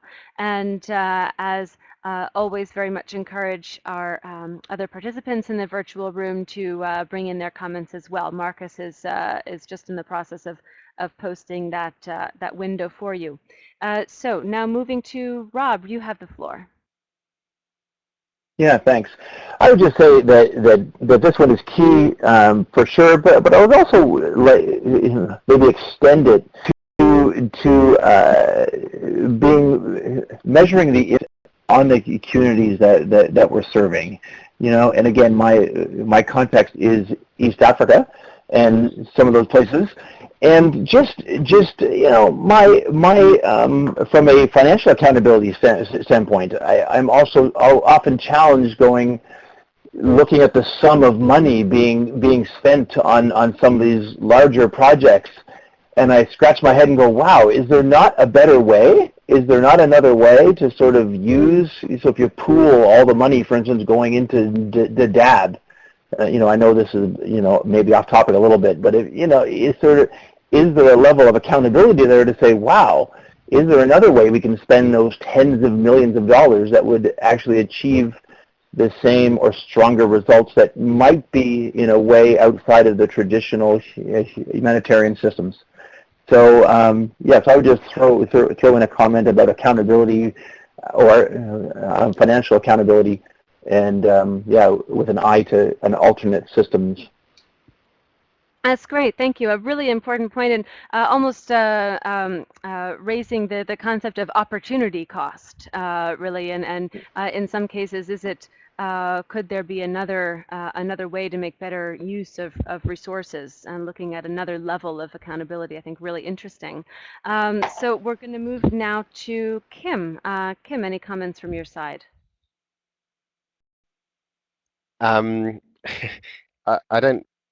I mean, I think this principle is fairly clear and speaks to established obligations already existing in the humanitarian system. And I think it's a good principle to have in there. Although I would sort of also note, and maybe this should temper the broader discussion, what a dire job most humanitarian agencies do at meeting their obligations to be accountable, and that should perhaps sort of temper our expectations a little bit, because a lot of these things are already established and don't happen. Absolutely, and I see some of the participant comments coming in also echoing that point, as well as raising questions regarding who evaluates, who monitors, and actually to whom are innovators accountable, and pointing out that there are some complicated relationships involved in the notion of accountability. Another participant really commending the drafters, but noting that that the principle as it's conceived here is really going beyond most people's notion of humanitarian accountability, which is often really conceived as being primarily about consultation. So an interesting contribution to the broader discussion regarding humanitarian accountability.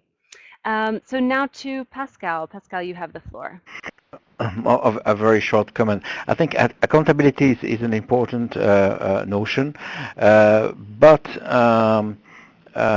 if you know, I guess this notion is very much linked with the principle two, primary relationship. If you have, I would say, two ways communication, constant consultation with the populations, possibility of including the recipients into the development of innovative practices or technical devices, etc.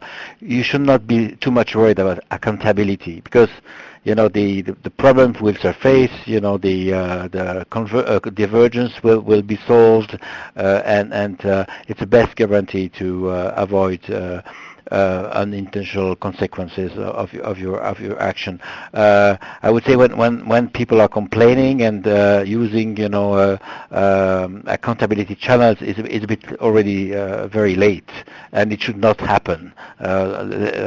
Sorry to be a bit blunt on this one, but I guess you won't solve a relationship problem with accountability channels. Of course, it's a guarantee. It should be there. It should be guaranteed to the people that they can complain, voice their concern, etc., etc. But it should be included more in the primary relationship. The way you craft, you design innovation, the way you manage the social process of innovation, instead of putting in place complaint mechanism, which are already by nature, the the proof that you have failed and that the system is flawed. So yes, accountability important, but I don't think we should put too much energy in it, and more in the principle two, which is fundamental and at the center of what we tend to do with and tend to think in terms of human action. Thank you, Pascal. A really important point and well expressed. So thank you for that. So with apologies to everyone, we have gone a few minutes over time, but we didn't want to cut short. Would have been some really fascinating and rich discussions. And as mentioned, these will continue, and we'll certainly encourage everyone to continue to contribute their comments on all of these draft principles. Before we close, I'd like to invite each of our panelists in turn to provide very brief, a few seconds closing remarks, and then we'll be closing the event. So we'll go in the following order, first to Rob, then Kim, then to Pascal, and finally to Alexander. So Rob, you have the floor for final comments. Oh, one moment, Rob, you're still muted. We'll be right with you. Okay, you have the floor. Thank you, Alex. This has been a fantastic journey for me as well. Just would like to add in the process and to the build up to the summit coming up, really be specific and tactical in how you engage the private sector. The private sector is huge, obviously, as you know, but it's interesting, as I meet with many other folks in Kenya, for example, and Tanzania, strong business leaders, no one has ever tapped anybody that I know of to add value in these kind of discussions. And it's really interesting to me that where there are folks that work in those countries that know the environment as well as anybody, and and yet they're not tapped for their knowledge and information. And so maybe one idea to be really practical as you move forward from framework to a working model is to reach out to certain folks or large numbers of private sector folks to sort of get that cross-fertilization that you're looking for. Great, thank you for that, Rob, and thanks so much for being with us again today. We look forward to our next discussion. And now I'm giving the floor to Kim. Kim, you have the floor, and I invite you to mention any next steps that you see for this process from your perspective. Yeah, I mean, that was more a question from me. I think this has been a really rich discussion and has brought some interesting new insights and perspectives on these principles for me. I think that the question for us in the HIF, but also hopefully for others, is how we begin to try and continue to refine these, but also think about the implications for our work going forward and how both, so we therefore limit the risks of the kind of the digital GOMO or other negative impact that Alex was talking about earlier, but also so that we can try and encourage more risk-taking and innovation, because I think that's what needs to come out of these discussions and the broader discussions around the WHS, is how we bring around a more innovative culture. So yeah, thanks to all. Great, thanks for being with us, Kim. And now, Pascal, any thoughts that you would like to leave us with today? Well, maybe two remarks. I guess we can discuss at length whether these principles cover the whole problem of innovation, and I think they are. There may be things missing, like which is the ecological sensitivity, which is a bit absent from this principle, or the notion of sustainability. But these are, I would say, not details, but things we can add in the future. I guess with any set of principles, and I'm working on the humanitarian principles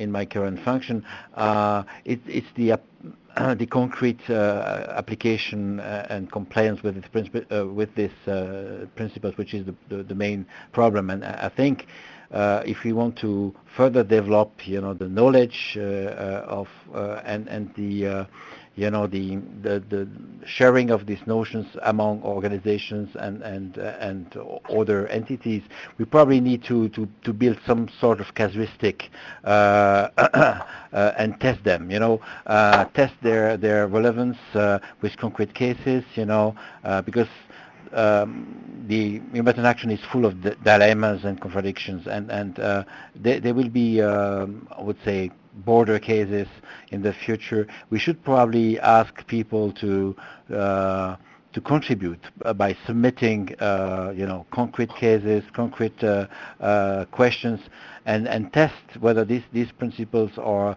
relevant, efficient, or if there are gaps in our reflection. I don't see gaps for the time being, but the time will tell us, and experience will tell us whether they really cover all the different issues, or maybe we have to refine them, or add a couple of notions which were not on the table at the beginning.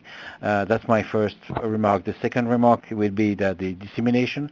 I think we should invest in their dissemination, and maybe consider, not now, but maybe in a later stage, some kind of code of conduct or a pledging system where organizations could openly state or declare that they respect this chart or this code of conduct, that they adhere to these notions, because it would be, give more leverage to these principles that just, I would say, for the timing, it's basically an intellectual exercise.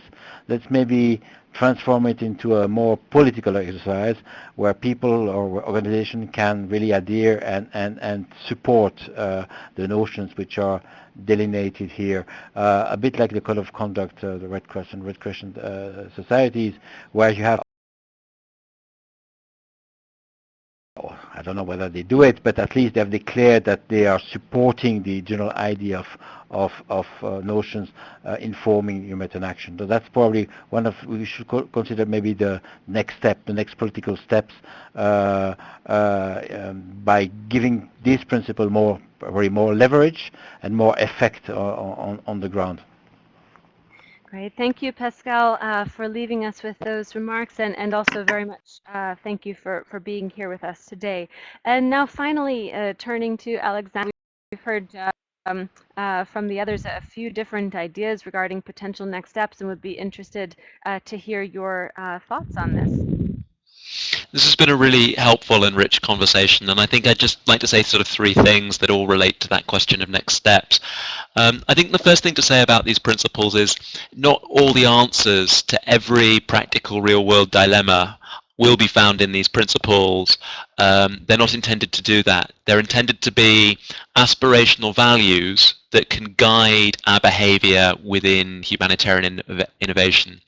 They'll only work out when they're applied, when they're put into practice in context. And so I think it's important for everybody involved in this to keep in mind they're not the answer to everything by themselves. They're aspirations, they're values. There will be exceptions in particular contexts that need to be reasoned through.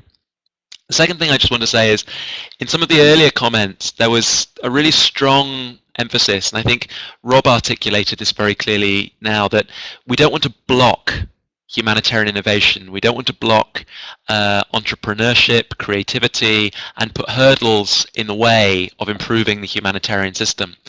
Really, these principles are about balancing the absolute need to be transformative, creative, and adapt with avoiding the most serious harms that come from that being done unethically. So it's balancing not wanting to block anyone, but wanting to avoid serious ethical harm, and these principles are intended to sit in between those two extremes and be a little bit the gatekeeper against really serious ethical challenges and harms. Finally, and thirdly, I think in terms of this process is an ongoing process.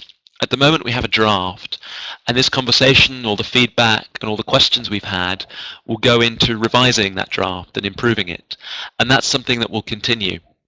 So I think there are several steps that need to come next. Refining the draft that we have, working to see how it applies to particular cases, as Pascal said, testing its relevance to hard ethical dilemmas that come from the field. Eventually, as Kim highlighted, moving towards possible operational guidance notes or operational guidelines that can translate these high-level principles into practice. And then finally, I think as Pascal said, if we're serious about this and we really want to do this well, we have to move towards dissemination and a political strategy of some kind of awareness raising, but ultimately commitment to these principles. And I think this conversation has been a really good step on that journey. I'm very grateful to Rob, Pascal, and Kim. I'm grateful to everyone who's joined us and contributed questions. If people have other follow-up comments, we'd be delighted to hear from you.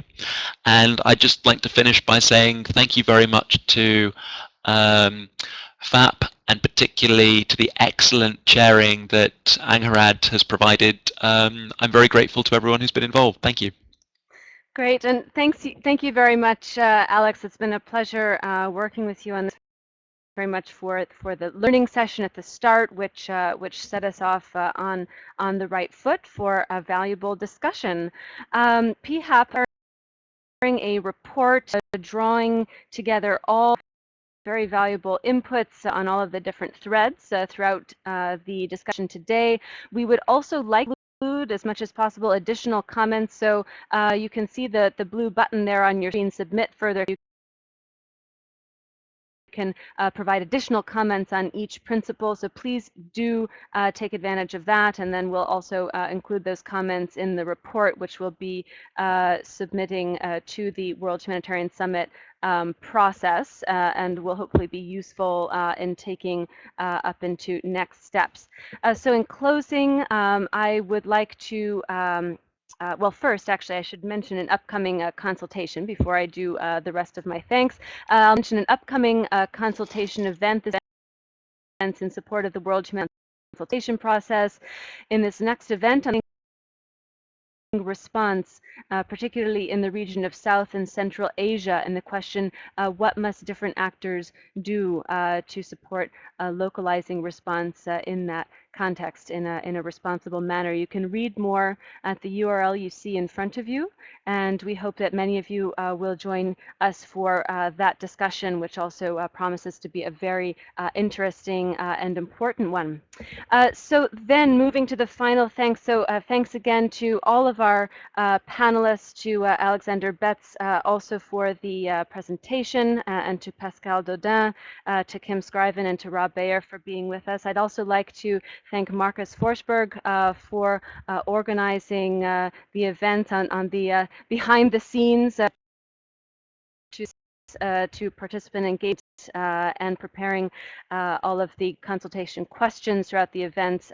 Thank you very much to Marcus, and then also to the General Court of the Federal Forum of Germany, which has made this series possible with their contribution, and then finally to the World Humanitarian Summit Secretariat for their cooperation as a partner in this effort. And thanks to all of you for being here, and we look forward to next time. From Geneva, this is Anne Lang, Executive Director of PHAP.